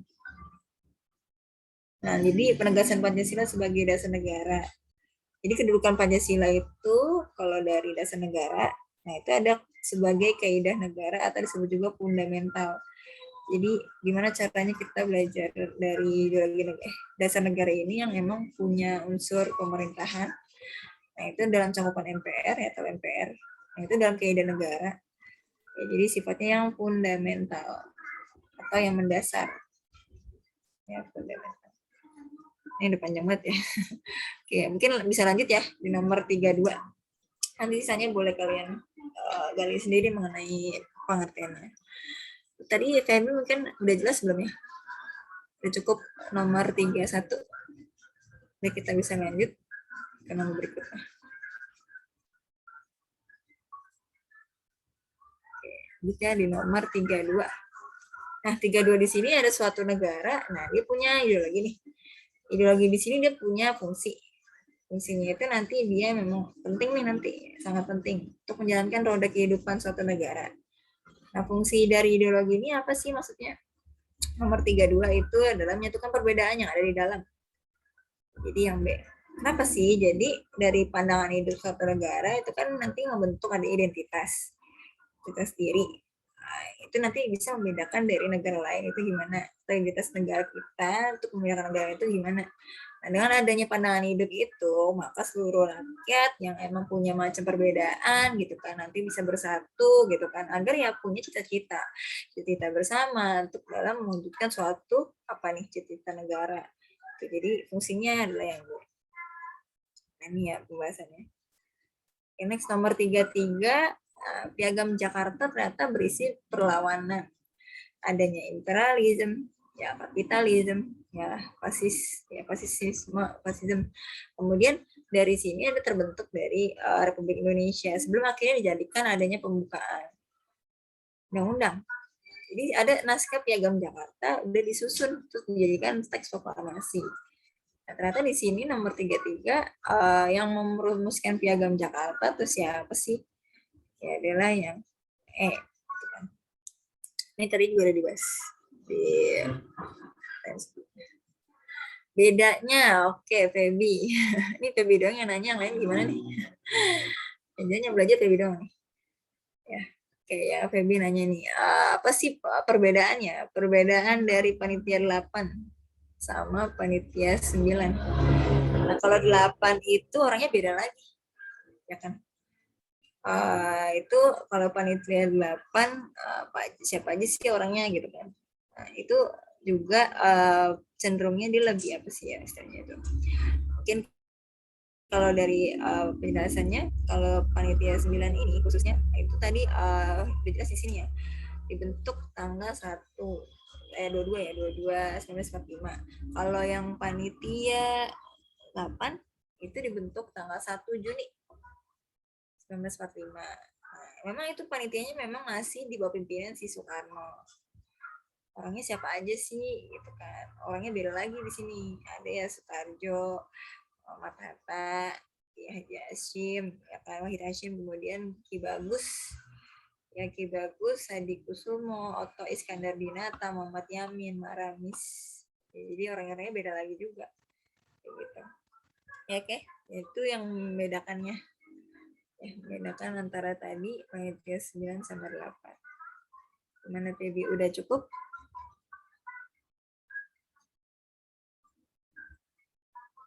Oke, fungsinya. Nah, fungsinya itu sebenarnya sih sama ya. Fungsi mereka tujuannya juga sama untuk merumuskan adanya Piagam Jakarta sebelum ada terbentuknya Pancasila gitu kan. Sama, cuma tuh di sini mungkin pergerakannya karena misalkan orangnya itu di sini ada yang menampung. Jadi tugasnya panitia 8 kan untuk menampung tuh ya, menampung adanya rumusan dasar negara pada sidang BPUPKI. Jadi adanya mengidentifikasi rumusan dasar negara dan sidang BPUPKI-nya. Itu kan itu di 1 Juni 1945. Nah, nanti dibentuk lagi panitia 9. Nah, di sini nanti apa ya? Karena perubahannya itu dari yang emang 38 kan harusnya tuh totalnya. Jadinya 8, jadinya 9 gitu kan. Itu memang yang orang-orang yang bersedia nih di sini. Gitu. Dan ada menghasilkan rumusannya di sini. Kalau di panitia 9 ini berarti dia tuh memang selain yang ini nanti bukan adanya rumusan bukan undang-undang. Nah, yang dimaksudkannya untuk apa tujuannya?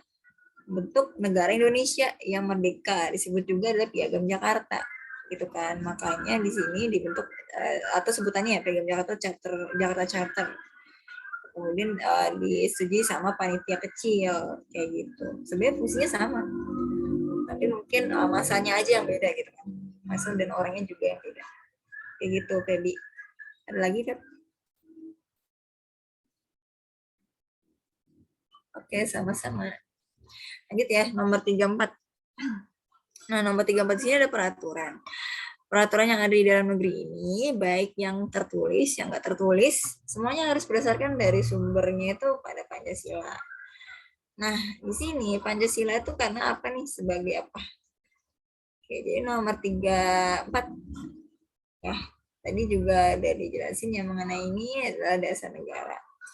Nah, sebagai dasar negara, jadi Pancasila itu kan punya nilai, norma, sifatnya itu yang universal, kemudian nanti yang mengikat kepada seluruh rakyat. Nah, segala peraturan ini nanti nggak boleh bertentangan dengan nilai emang yang terkandung dalam Pancasila. Jadi nomor 34 yang D. Next lagi nomor 35. Nah, ini 35 Pancasila sebagai dasar negara itu udah mulai melewati proses yang panjang kan, ya akhirnya mencapai rumus finalnya melalui pengesahan konstitusional kan dari undang-undang gitu kan. Undang-Undang 145. Nah, pengesahan dari Pancasila itu sebagai dasar negara itu tanggal berapa sih? Ya nomor 35 itu yang D ya, 18 Agustus 1945. Nah, ini mungkin hasilnya gitu ya. Ini hasil sidang. Oke. Nah, ini hasilnya dari 18 Agustus yaitu di PPKI. Ya, pada satu PPKI. Nah, ini hasilnya dasar negara yang UUD sebagai dasar negara.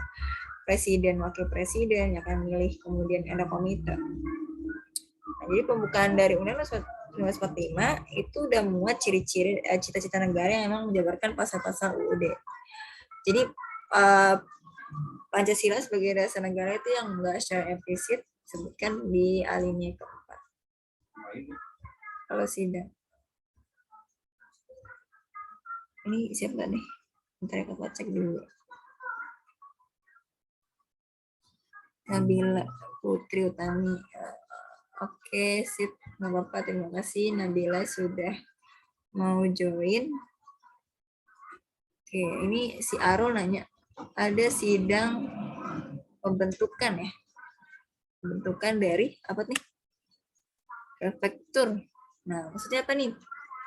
Prefektur atau provinsi. Oke, ini kayaknya konteksnya beda ya. Itu kan dari di luar PPKI sih ya. Di luar PPKI itu ada program 4 kedudukan.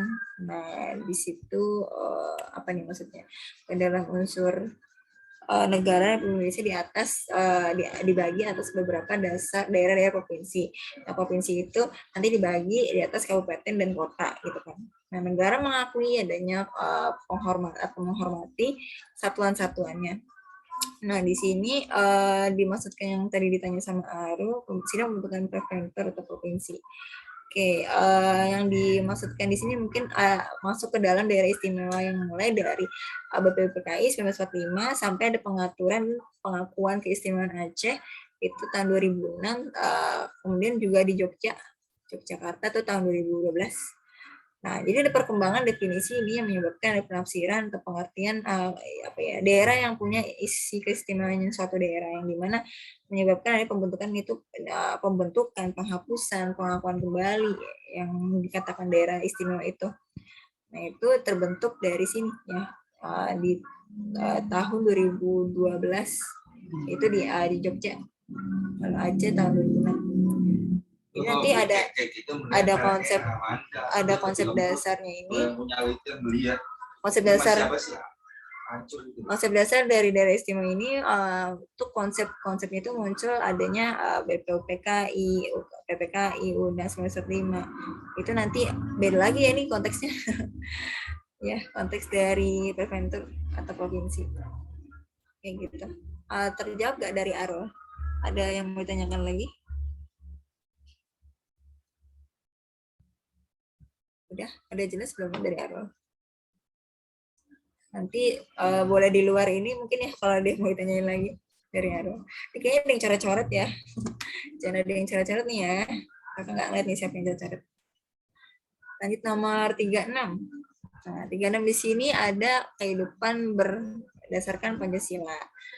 Kehidupan masyarakat nggak dipisahkan dari satu dengan yang lain.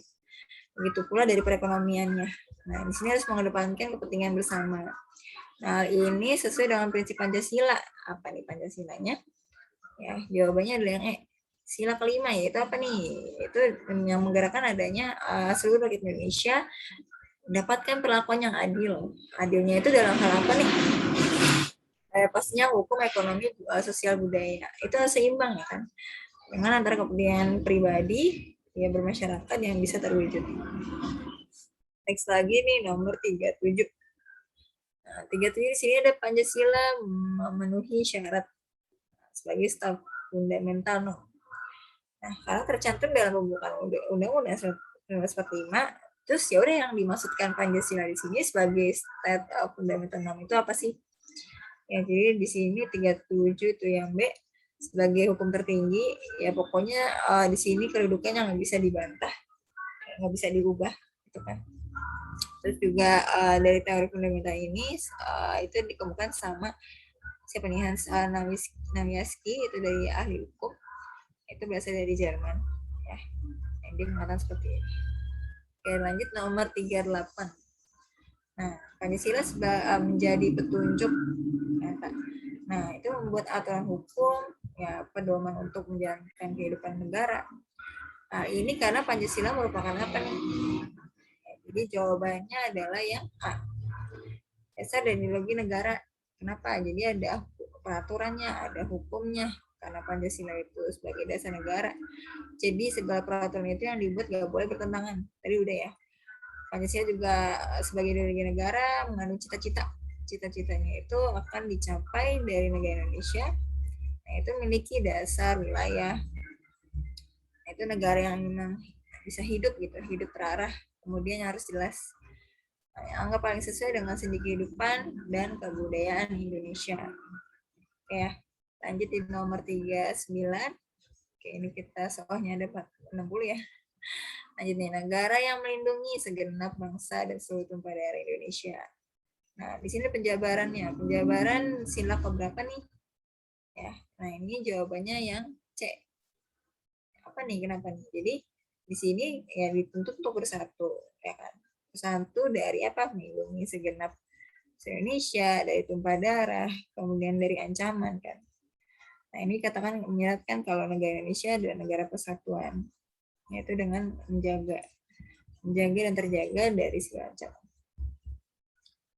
Oke, next nomor 40. Nah, saling menghormati dan tidak membeda-bedakan manusia.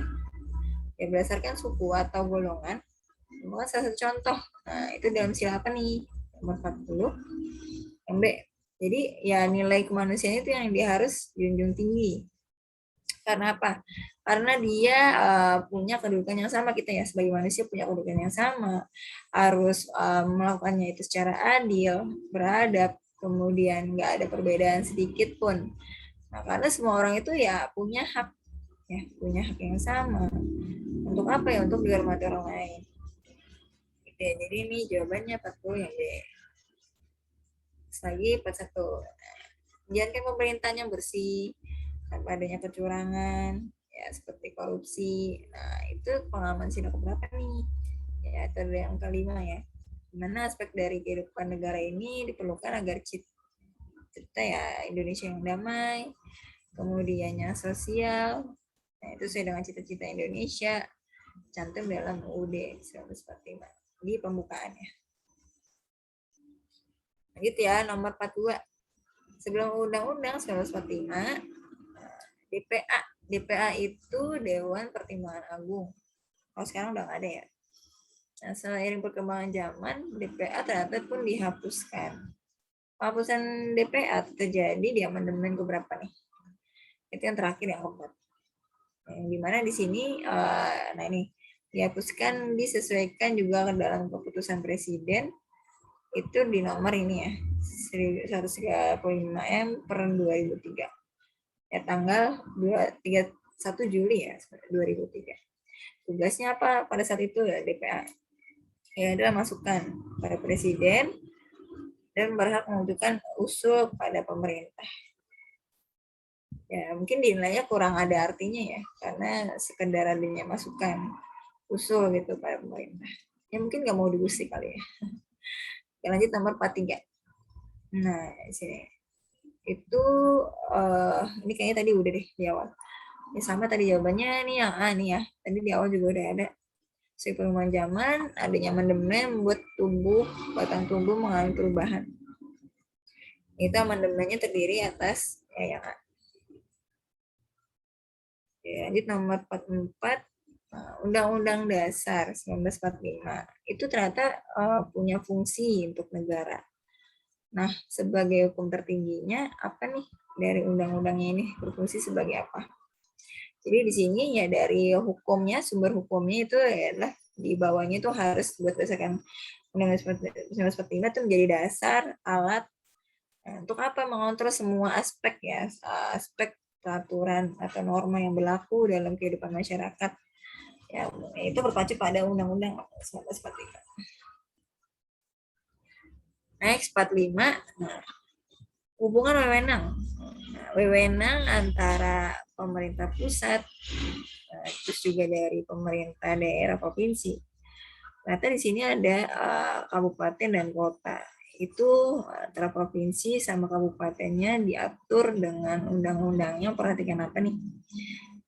Jadi nomor 45 itu yang apa nih ya? Keberagaman daerah. Jadi dalam sesuai dengan pasal di sini ada deh ya. Pasal 18 ayat 1, hubungan dengan wewenang pemerintah pusat sama daerah. Itu adalah apa nih? Ini tadi ya. Ada kabupaten kota, provinsi, dan kabupaten kota diatur dengan undang-undang untuk memperhatikan kekhususan dan keberagaman daerah. Itu. Ya, lanjut 46. Dalam keadaan tertentu, pempraksara dapat menyusun RUU ya, di luar prolegnas. Nah, ini maksudnya dalam apa nih? Ya, keadaan yang dimaksud dapat diuraikan sebagai berikut kecuali 46 itu yang B, pergantian kabinet pemerintahan.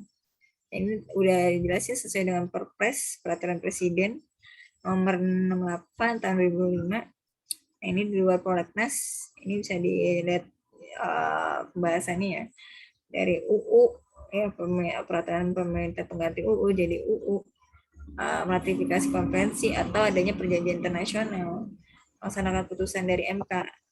Terus juga ada mengatasi keadaan luar biasa, yaitu dari keadaan konflik maupun bencana alam. Ada juga nih keadaan tertentu, di sini nanti memastikan adanya urgensi nasional. Nah, itu tujuan dan tugas tanggung jawabnya berada di bidang peraturan undang-undang. Ya, itu yang dilakukan oleh Badan Legislasi DPR ya, dan menterinya. Oke, lanjut 47. Nah, Badan Pemisahan Keuangan. Di sini nanti ada suatu badan yang bertugas. Fungsi dari BPK apa nih? Adalah apa aja? Ya, itu yang kooperatif, yudikatif, dan advisory. Ya, ini ya fungsinya. Apa aja nih? Jelas ya. Yudikatif sama advisory ya. Advisory itu berarti rekomendatif. Jadi adanya pertimbangan nih terhadap peraturan pemerintah mengenai urusan dan pengelolaan keuangan negara. Ya, kalau operatif itu dari apa nih? Penyidikan, adanya pemeriksaan, pengawasan. Nah, kalau yudikatif itu adanya perbendaharaan, ganti rugi terhadap pembendaharawan ya dan pegawai negeri. Lanjut lagi 48. Perbedaan sistem pemerintah Indonesia dengan sistem pemerintah negara Malaysia apa nih? Nah, ini cukup unik ya. Jadi nomor 48 ini jawabannya apa nih kira-kira? Yang A. Ya, apa aja ya di sini. Ternyata Indonesia itu republik presidensial. Ya, kalau Malaysia bersistem monarki parlemen. Ini mungkin komentar. Ya, jadi ada sistem pemerintahan negara Indonesia berdasarkan UUD presiden sial. Kalau Malaysia parlemen. Nah, ini mungkin untuk pembahasannya. Ya. Menteri, ya kalau dari Malaysia memegang kekuasaan, atur penggerak pemerintah negara ya. Ada badan eksekutif, ada ya kepresidenan ya. Presiden di sini kan mempunyai dua kedudukan, kepala negara sekaligus pemerintahan. Ada legislatif. Kalau dari Malaysia ada dua dewan utama, ada dewan negara, dewan rakyat. Keduanya itu punya peran untuk mengatur undang-undang. Nah, kalau legislatif ini berada di tangan DPR. Itu buat undang-undang dengan persetujuan presiden. Oke, lanjut nomor 49. Nah, tujuan diadakannya amandemen UUD. Apa nih? Ya, jadi menciptakan era baru dia. Era baru, kemudian adanya kehidupan bermasyarakat yang itu berbangsa, negara, itu yang lebih baik. Ya, jadi dari UUD 1945 di sini ada hukum dasar tertulis dijadikan dari landasan. Kemudian ada penyelenggaraan negara itu memang harus sesuai dengan aspirasi tuntutan dari kehidupan masyarakat Indonesia ya. Mengingat adanya kehidupan masyarakat ini yang selalu tumbuh berkembang di peradaban manusia. Jadi amandemen oleh MPR. Terus ada perubahan UUD 1945 itu punya arti yang penting bagi kehidupan bangsa Indonesia.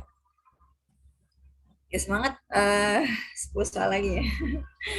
Nomor 50, berdasarkan pasal 37 ya, UUD 1945. Nah, ini punya tata caranya nih, punya perubahan undang-undang di Indonesia. Di bawah ini yang dimaksudkan apa nih pasal 37? Iya, makasih baby. Oke, di sini apa nih maksudnya 37 Kak ya? Desi. Itu cowok apa cewek ya, mohon maaf. Kalau aku harap sih ya nggak dua-duanya boleh deh. Namanya dipanggil ya. Oke, nomor 50. 50 di situ kan pasal 37. Nah, 37 ini apa nih? Ada yang tahu nggak? Coba aku buka jawabannya. Ada yang tahu pasal 37?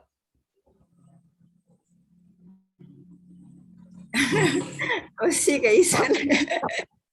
Udah nih, jawab dulu. Ada yang tahu Kak? Ya biar ada yang suaranya nih, biar ada suaranya yang lain. Ada yang tahu pasal 37?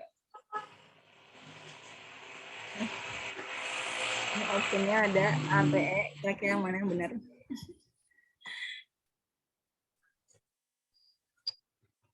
Nggak ada yang jawab nih. Oke, langsung aja lah ya. Mbak Rizky. Bisa sih. Ada yang jawab tentang perubahan UUD. Iya, berarti jawabannya lebih yang mana nih? Yang E ya? Sisilia. Oke, Jamal, UUD. Perubahan ya?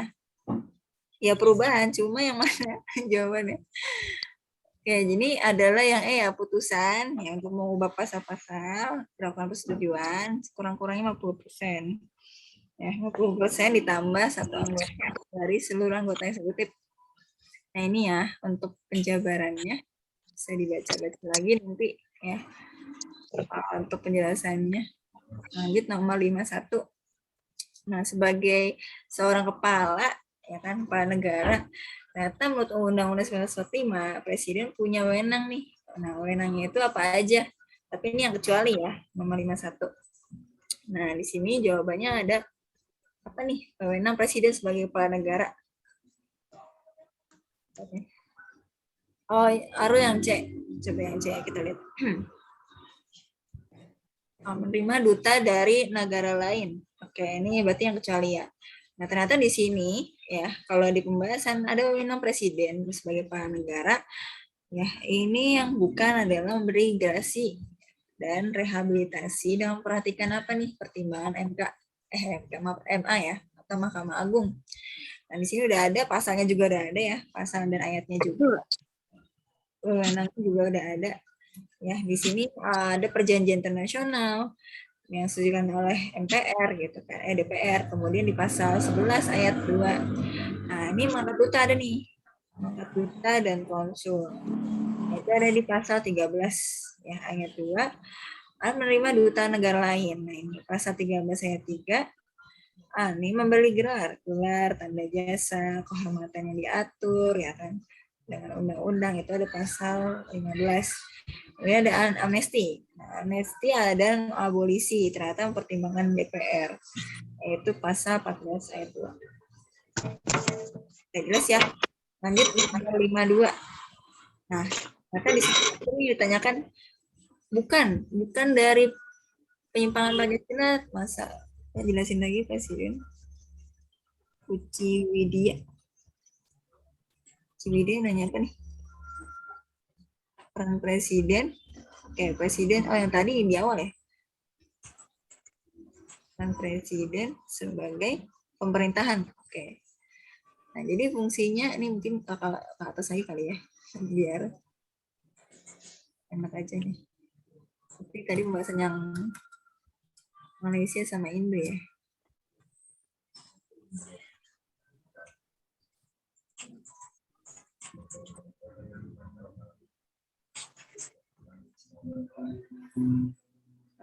Mana tuh tadi? Udah ini panjang juga sih. Apa jelasin aja ya. Dia memegang kekuasaan pemerintah menurut Undang-Undang 1945. Yaitu fungsinya dari presiden sebagai kepala pemerintahan. Iya nggak apa-apa Uci. Nanti juga di share kok nih soalnya. Mungkin kakak jelasin aja ya lewat ini. Jadi untuk memegang kekuasaan presiden menurut Undang-Undang 1945, nah dia kan megang kekuasaan tertinggi nih ya. Jadi presiden sebagai kepala pemerintahan. Jadi presiden itu dia memegang kekuasaan tertinggi atas apa aja nih, ada angkatan darat, angkatan laut, angkatan udara. Dia juga fungsinya sebagai apa nih, mengajukan rancangan undang-undang kepada DPR.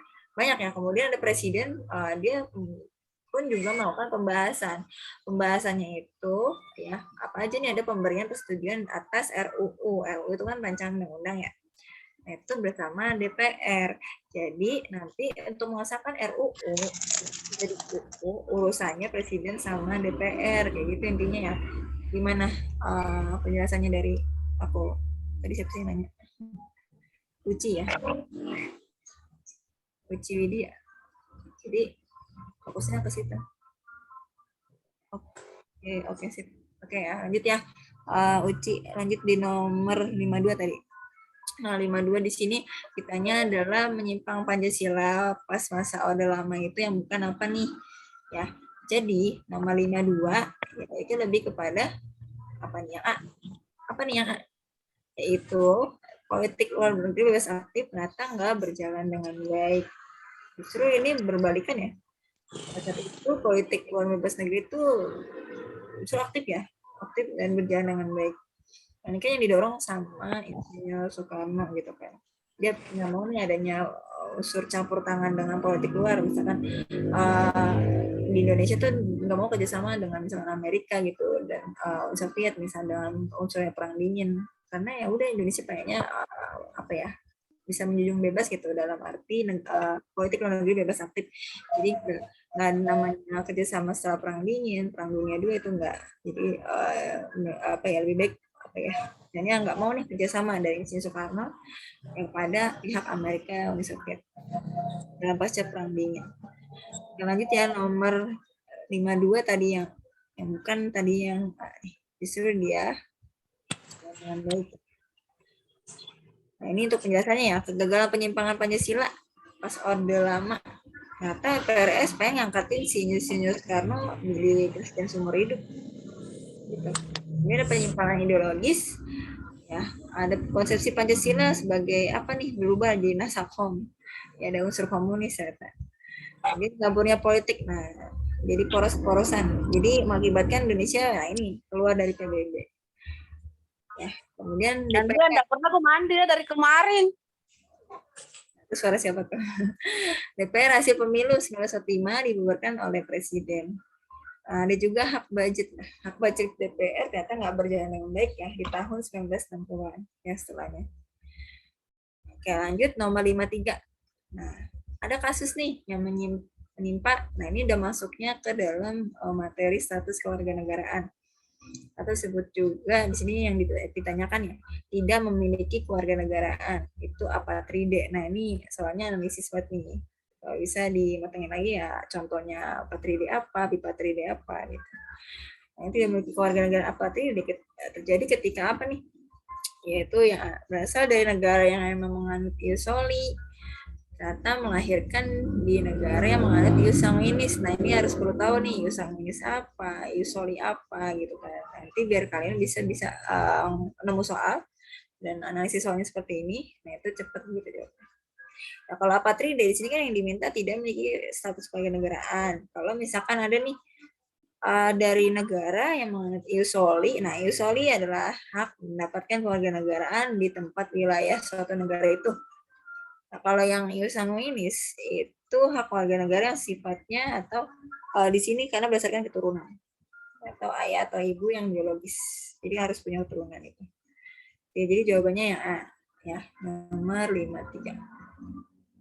Oke, next 54 nih. Fenomena generasi muda. Nah, kita sendiri nih mengalami kepudaran terhadap jiwa nasionalis. Disebabkan karena apa nih? Ya. Jadi nomor 54 adalah ukuran nasionalisme dipahami hanya sebagai perjuangan fisik ternyata. Kalau non fisik berarti apa dong gitu kan. Jadi di sini kan yang diminta apa ya, fenomena yang memudarkan. Nah, ternyata kita nih sebagai generasi muda yang kita tahu hanya fisiknya aja. Nah, tapi kenapa kita nggak ngebangun gitu, nggak ngebangun sikap nasionalisme yang emang harus diupayakan dengan baik, ya kan, yang harus diupayakan dengan maksimal gitu. Jadi jawabannya nomor 54 ya, untuk pemudarannya yang C. Harusnya nggak dipandang secara fisik aja gitu kan. Dengan masa sekarang nih, misalkan kalian yang mau belajar aja tuh udah termasuk jiwa nasionalis loh gitu.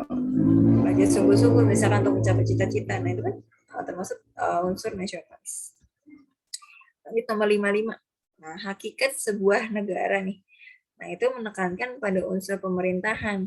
Nah, kira-kira apa nih? Kalau udah namanya unsur pemerintahan, pasti kendalinya tuh ada atas nama rakyat. Gitu ya. Jadi jawabannya ya mengatur, mengendalikan gitu kan.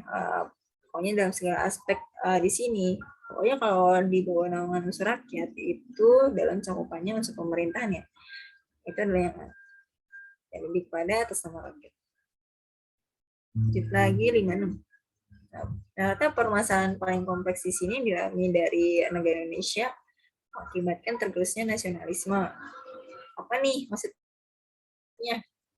Nomor 5 itu adalah yang D. Adanya apa nih? Ternyata perselisihan dari ideologi, politik juga, ya, kemudian moral. Nah, ini ternyata menjadi paling kompleks ya di kita tuh. Nanti mungkin kalau kalian terjun di dunia nyata misalnya, ini pasti ada pandangan ideologi yang punya pemahaman yang beda, atau politik ya, politik yang mereka anut misal, ya di masing-masing ini kemudian ada moral, ya moral masing-masing manusia beda gitu misalnya. Nah ini nanti akibat kurangnya pelestarian rasa nasionalisme, nah itu yang terbentuk di dalam suatu negara. Oke ya, jadi jawabannya B. Oke, next 57. Ternyata nih ada pengakuan terhadap keberagaman agama, keyakinan juga di negara Indonesia, itu merupakan perwujudan dari semangat nasionalisme. Nah, untuk mempersatukan keberagaman nasional, nah semangat ini ternyata dilandasi bahwa apa nih? Ya, jadi di sini jawabannya ternyata agama itu bisa membawa nilai positif bagi warga negara. Kenapa nih? Jadi dari pengakuan di sini ya dimiliki Indonesia, keberagaman agama itu dituangkan dalam dasar negara. Nah, dasar negara ini nanti ada perwujudan dari keberagaman. Nah, keberagaman yang diakui sama negara itu, nah itu maksudnya ke dalam unsur nilai positif. Nah, nilai positif warga negara itu yang memang harus dijamin. Nah, ini jawabannya adalah ini masih unsur materinya nasionalisme ya. Lanjut nomor 58. Ini contohnya. Contoh dari perilaku nasionalisme. Nah, ternyata emang udah hadir ya, udah hadir kehidupan negara. Cermin di dalam apa nih? Jadi yang bukan ya, yang bukan nasionalisme yang di depan negara itu yang D. Kenapa nih? Jadi kalau yang D itu ini kan tergantung pada masing-masing individu ya. Apakah dia bisa dikatakan nasionalisme kalau dia itu nggak membeli produk dari negeri misalnya, gitu, nggak menghargai produk-produk yang udah ada dalam negeri. Ya, jadi ini tergantung pada individualitasnya sendiri gitu ya, individualnya sendiri. Gitu. Oke, next nomor 59. Keterampilan kewarganegaraan diperlukan dalam memahami karakter, ya kan? Karakter, identitas. Nah, jadi ada persamaan rasa senasib. Nah, pernah dialami mampu membangkitkan nasionalisme. Untuk apa sih? Untuk menjaga keutuhan NKRI. Nah, ternyata di sini ada indikator. Nah, apa sih maksudnya di sini? Ternyata nasionalisme memang harus dipahami secara mendalam ya, sebagai sebuah ideologi. Kenapa? Jadi di sini ada hambatan ketika misalkan memahami dari nasionalisme, memahami nasionalisme di sini ya harus dibentuk dalam ideologi. Jadi bukan lagi semangat, bukan lagi pola perilaku, bukan lagi cara pandangnya ya negeri dan atau bangsa. Dengan demikian di sini nanti akan menimbulkan sikap yang kapitalis yang istilahnya hanya menguntungkan dirinya sendiri atau dari golongan tertentu gitu. Bahkan cenderung individualis kalau tidak melakukan ini ya sebagai sebuah ideologi. Jadi sebagai sebuah pemahaman yang udah kita percayain. Gimana sih ini? Tadi ini Feby ya. Sebenarnya harus cek kalau zaman sekarang bukannya beda. Tadi jawab yang nomor 58 ya. Tadi kakak baru baca chatnya. Oke, mungkin ini lebih pada individualnya ya. Kalau 58 tadi tuh kenapa juga menggunakan produk dalam negeri, ya itu kan bergantung pada kita sendiri gitu kan. Nah, di sini yang dibentuk dari cinta tanah air dibuktikan dasar nasionalis. Keberlakuan dari masyarakat ternyata di situ bukan unsur kegiatan bernegara, tapi peran dari kita sendiri gimana gitu. Yang sekedar fisik itu kan nomor 58. Iya. Jadi nomor 58 itu lebih ke peran kita nih sebagai warga negara tuh gimana untuk menghargai adanya kehidupan bernegara dan memang harus punya sikap nasionalis. Jadi kan tergantung kitanya sendiri, kita sebagai peran warga negara itu gimana dalam menghargai ini.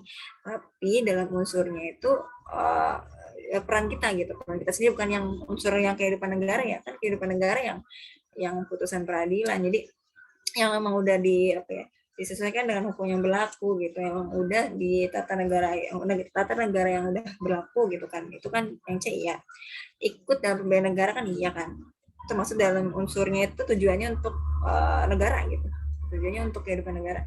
Ada yang menaati peraturan yang sudah ditetapkan, itu iya pasti kan ya, itu unsurnya ke dalam unsur negara, tujuannya itu untuk negara. Yang bukan itu kan berarti yang D gitu, karena itu peran dari kitanya sendiri. Jadi bukan unsur untuk negara gitu, enggak. Jadi ya terbentuknya tuh nasionalisme yang udah kita tanam diri sendiri. Apakah kita bisa gitu kan untuk memakai produk dalam negeri ini? Nah, itu cenderungnya apakah bisa ya itu ya membentuk nasionalisme dengan cara ini bisa nggak? Tapi dalam peran kita sendiri sebagai warga negara, bukan unsur kehidupan bernegara ya. Itu cakupannya udah luas gitu. Kalau ini kan kayak istilahnya ini internalnya gitu loh. Ya, Febi.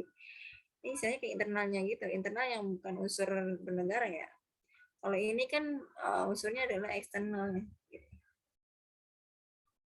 Itu cakupan dari negara gitu, bukan individu. Internal lebih kepada individu gitu perannya, peran individu. Kalau eksternal itu lebih ke bernegara, keluar gitu kan, lebih cakupannya lebih luas. Kan kalau yang kan ya maksudnya upaya pemberdayaan negara untuk adanya menjaga ya dari segala ancaman misal dari negara luar. Kemudian juga yang C, yang A sampai yang C juga gitu. Unsurnya eksternal atau kehidupan bernegara. Sampai sini mungkin udah jelas sebelumnya Febi. Harus sih udah. Ya, jadi yang bukan itu yang maksudnya yang D. Jadi lebih perannya diri sendiri, bukan untuk negara ya. Kan tadi yang minta soalnya kan kehidupan bernegara. Jadi untuk negara itu gimana gitu, untuk membentuk nasionalis. Oke, sip. Jadi nomor 60 terakhir ya. 60. Kesadaran akan nasionalisme terkadang itu membelenggu. Terus menghambat rakyat. Iya, soalnya host. Mantap ya. Jamal. Oke, kesadaran akan nasionalisme terkadang membelenggu nih, menghambat rakyat ya, dan pemerintahan sendiri. Nah, ini terjadi ketika apa nih? Nah, ini ya. Tadi udah ya di awal tuh. Nasionalisme dipahami secara mendalam sebagai sebuah ideologi. Tadi udah ya, ini kakak ulang lagi kayaknya soalnya. Ya mungkin dirasakan cukup. Kak Isan gimana? Ada yang mungkin yang mau ditanyain lagi? Kalau ada mau tambahan? Gimana dia mau tanyakan kalau dia masih bingung apa gitu. Dan usahakan langsung ngomong aja, jangan via chat gitu. Biar enak gitu, biar ada diskusi, interaksi. Karena kan ini di-record juga, jadi biar penontonnya pada tahu apa yang ditanyakan, apa yang dibahas seperti itu. Nggak usah malu-malu gitu. Namanya juga live teaching gitu kan, jadi ya iya, masa gitu. Iya, masa via chat. Kakak ngomong via chat dong. Sama via chat. Nanti kalau kayak pada nanya via chat, dibahasnya via chat gimana? Iya, kan nggak nyambung malah. Iya. Gimana lagi mau ditanyakan? Halo. Ya. Kak, saya mau tanya dong, ini bedanya antara bela negara, patriotisme, cinta tanah air, sama nasionalisme itu saya masih bingung di bagian itu. Iya. Oke. Ini atas nama siapa yang nanya ya? Febi, Kak. Oh, Febi, cewek ya. Oke, Febi. bela negara dulu kali ya. Bela negara itu kan adalah konsep nih, konsep yang emang udah disusun dalam perangkat dari perundangan dan petinggi dari suatu negara. Nah, itu nanti aspeknya ada patriotisme ya. Bela negara nanti aspeknya ada patriotisme yang dimana di situ ada suatu kelompok atau seluruh komponen yang dimana di situ dari suatu negara ada yang kepentingan untuk mempertahankan eksistensi negara. Nah, itu ya, itu bela negara. Atau disebut juga ya punya sikap nih, kalau bela negara punya sikap, punya perilaku, warga negara itu emang udah menjunjung tinggi rasa kecintaan dari NKRI. Berdasarkan apa nih yang dia dianut, misalkan bisa cinta gitu, cinta banget sama NKRI dengan berdasarkan Pancasila gitu kan, Pancasila dan undang-undang. Nah, itu upaya untuk mempertahankan kelangsungan hidup dari bangsa maupun negara. Nah, kalau nasionalis kan ya intinya ini aja sih, ingatnya adalah kita untuk berusaha cinta tanah air gitu. Dengan cara apa ya? Dengan cara kita sendiri misalnya. Kalau patriotisme kan lebih kepada rela berkorban. Gitu, berkorban, pantang menyerah, gitu kan. Jadi unsurnya lebih pada ke fisik sih ya patriotisme tuh.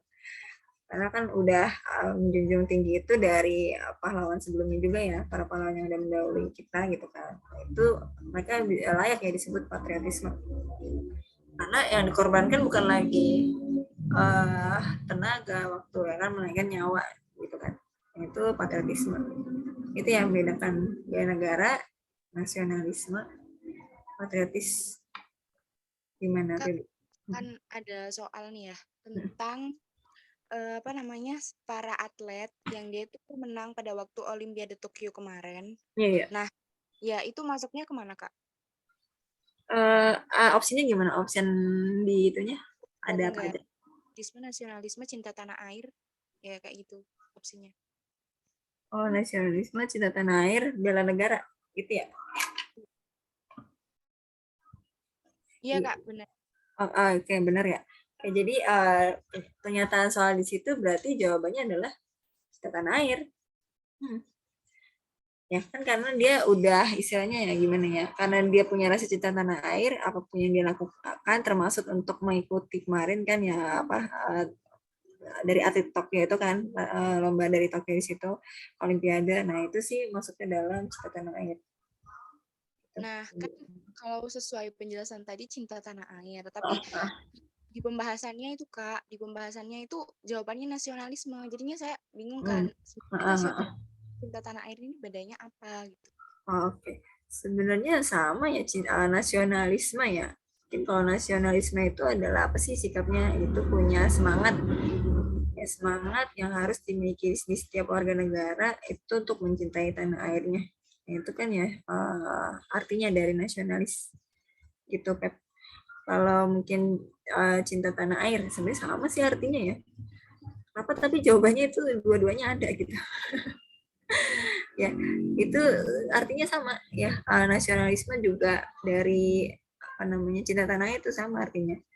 Kalau misalkan tanah air itu lebih pada perasaan yang harus dimiliki individu ya untuk untuk negaranya, untuk bangsanya. Nah, jadi melalui sikap apa tadi tuh sikapnya yang menjunjung tinggi rasa tadi tuh tujuan untuk ikut lomba misalkan dengan cinta tanah air, ya, lingkungan, budaya, sosial, politik, ekonomi, kayak gitu. Mungkin lebih ke situ kali ya, cinta tanah air, lebih pada kita individunya untuk melakukan rasa yang harus dimiliki dari individu untuk negara dan bangsanya. Lebih ke situ. Gimana, Pep? Udah kejawab atau belum? Belum sih Kak, sebenarnya gini yang bikin bingung itu, kalau misalkan sama, tapi kenapa di soal-soal itu ada dua opsi itu, ada nasionalisme dan kapan kita bisa jawab nasionalisme, kapan kita jawab cinta tanah air? Oke, mungkin tipenya gini kali ya, nasionalisme. Kalau nasionalisme itu lebih pada unsur cinta tanah air sih sama. Cuma tergantung konteksnya juga ya, konteks soalnya. Kalau soalnya model kayak gitu, lebih pada ini. Ya boleh silakan Jamal. Maaf Kak, saya izin menanggapi boleh? Boleh, silakan. Kalau menurut saya sih begini, nasionalisme itu kan bagian, cinta tanah air itu kan bagian dari nasionalisme. Nah, kalau optionnya ada nasionalisme, ada cinta tanah air, sepertinya lebih mengarah ke cinta tanah air. Kenapa? Karena cinta tanah air itu perasaan memiliki kepada bangsa itu tinggi daripada dengan nasionalisme. Nasionalisme sendiri itu kan artinya hanya merasa cinta begitu. Kalau tanah air sudah berarti ada perasaan memiliki begitu. Karena beberapa coach sih Kak yang pernah saya katanya kalau optionnya ada dua, cinta tanah air atau nasionalisme, maka lebih memungkinkan jawabannya ke cinta tanah air, karena cinta tanah air ini bucinnya dari nasionalisme gitu. Oke, gimana Febi? Ada tambahan dari Jamal nih, terima kasih ya. Reskia Jamal. Mantap nih penjelasannya. Gimana dari Febi? Udah tergantung mungkin kata coach juga tergantung dari konteks soalnya. Tapi kalau misalnya memang ada pilihan dua itu nasionalisme atau cinta tanah air, makanya kita lebih cenderung ke cinta tanah air. Oke, sip. Terima kasih Jamal ya penjelasannya. Gimana, Febi? Terbantu atau masih kurang? Iya sih Kak, sebenarnya itu juga masuk kan kalau misalkan ada cinta tanah air dan nasionalisme, karena kan nasionalisme itu berupa paham, sedangkan cinta tanah air itu kayak lebih ke implementasi. Tapi yang terakhir, kenapa misalkan ada soal kayak gitu, di kunci jawabannya itu yang nasionalisme. Nah itu kenapa ya bisa nasionalisme padahal juga cinta tanah airnya itu ada di opsinya. Ya, izin menambahkan ya, mungkin itu pendapat agak dari sana agak sedikit berbeda ya. Soalnya kalau ini kan kayak penalaran gitu kan, logika dan penalaran kayak zaman kakak dulu di tahun 2018 tahun 2019 itu kayak di tahun 2018 2017 itu kayak TKP-nya itu setiap bimbel kadang berbeda jawaban gitu. Kadang ada setiap pembuat soal juga ada berbeda jawaban pembahasan gitu di kayak contohnya di TKP. Kalau sekarang mungkin agak berbeda jawaban di antara TWK sama TKP ya, seperti itu. Jadi kalau itu kan kayak keyakinan masing-masing gitu kan. Tuh, kalau misalnya soal-soal misalnya kayak TIU TPA atau kayak TWK yang udah hafalan, udah emang ada rumus pastinya gitu, pasti akan berbeda jawaban. Cuma kalau untuk kayak pendapat-pendapat gini kadang emang ada perbedaan jawaban gitu. Itu sih yang buat emang agak sulit gitu, agak susah gitu. Dan yang tahu pun yang hanya yang benar yang mana ya hanya pembuat soal dari BKN-nya langsung gitu. Jawaban yang benar gimana? Kalau ini kan rata-rata kayak dari bimbel kan, kalau kita nyari informasi diskusi gitu kan dari pembahasan kira-kira yang paling dekat, yang paling benar mana, yang paling tepat mana gitu. Seperti itu sih. Mungkin menurut mereka ya jawabannya nasionalisme, ya jawaban dia ya benar juga gitu. Tapi kalau menurut pendapat lain cinta tanah air berarti apa ya? Yang benar cinta tanah air gitu. Jadi lihat aja dari perbandingannya gitu. Lebih banyak yang mana gitu jawaban pendapatnya gitu. Bandingin aja seperti itu sih masukannya gitu. Terima kasih Kak Isan. Gimana Febi? Iya Kak, berarti untuk sekarang ini pegangannya kalau misalkan ada nasionalisme dan cinta tanah air, kita lebih pilih yang cinta tanah air apabila yang disebutkan itu bukti nyata, sedangkan kalau hanya sekedar semangat atau paham itu ke nasionalisme gitu ya Kak? Iya betul Feb. Penjelasannya tadi udah. Makasih Kak Desi sama Kak Jamal sama Kak satunya tadi. Kak Isan. Ya Kak Isan tadi. Oke, silakan Kak Isan, mungkin aku berikan ke Kak Isan. Terima kasih semuanya. Terima kasih Kak Desi atas waktunya hari ini dalam mengajar gitu. Dan buat peserta terima kasih telah join dari event live teaching ini ya. Kalau event live teaching ini emang untuk umum, cuma kalau untuk yang soal yang dibahas soal TO, event TO yang benar-benar dari bimbel Holiday Digital itu yang komen TO premium berbayar gitu. Jadi untuk file soal yang tadi hanya untuk yang mengikuti apa yang TO kemarin itu ya.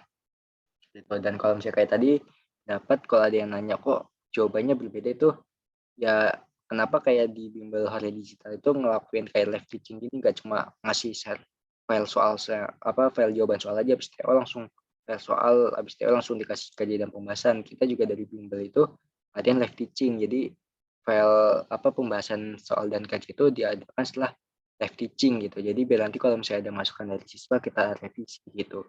Jadi karena kadang ada setiap bimbel itu ada perbedaan pendapat ya, setiap orang pasti punya jawaban masing-masing kalau misalnya kayak antara logika sama penalaran gitu. Makanya diadakan diskusi seperti itu. Dan kalau misalnya kalian mau kalau misalnya ada perbedaan jawaban, kalian ambil yang jawabannya paling banyak yang dipilih gitu. Dan itu mesti harus tanya dulu dasar-dasarnya apa gitu. Dasar mereka milih itu apa gitu. Dasar hukumnya, undang-undangnya segala macam gitu. Dasar mereka, alasan mereka menjawab. Gitu. Kan setiap jawaban itu ada alasan, ada dasarnya segala macam gitu. Jadi ya kalian itu harus pintar-pintar milih jawaban gitu. Pintar-pintar mencari dasarnya seperti itu. Gitu ya. Untuk yang menanyakan file PDF nanti dikirimnya ke grup yang event TO, dan untuk yang misalnya ada yang mau nanya ulang lagi bisa mau ngeliat ulang lagi, mau review itu bisa dilihat aja di channel YouTube-nya Hore Digital ya. Ada kalau mau lihat link channel YouTube-nya ada di IG-nya Hore Digital. Jangan lupa untuk follow IG Hore Digital dan subscribe channel YouTube-nya gitu. Nanti di situ akan ada upload video-video pembahasan setiap live teaching akan ada di-upload di situ video-videonya. Jadi kalau yang mau ngeliat nge-review ulang kegiatan live teaching-nya bisa dilihat di channel YouTube-nya gitu. Jangan lupa untuk nanti sore jam 4 ada live teaching lagi untuk yang bahasa Inggris, itu live teaching TOEFL ya. Live teaching TOEFL dari Hore Digital, bahas soal TOEFL gitu. Seperti itu. Dan ikut juga event TO selanjutnya ada Hore Digital lagi kerjasama sama tim rumah sukses ASN untuk mengadakan TO SKD ya, untuk CPNS dan kedinasan. Terima kasih. Jangan lupa untuk follow IG-nya sama untuk daftar gelombang kedua bimbel premiumnya ya. Terima kasih. Assalamualaikum warahmatullahi wabarakatuh. Bagi yang ingin live silakan. Udah mau waktu asar.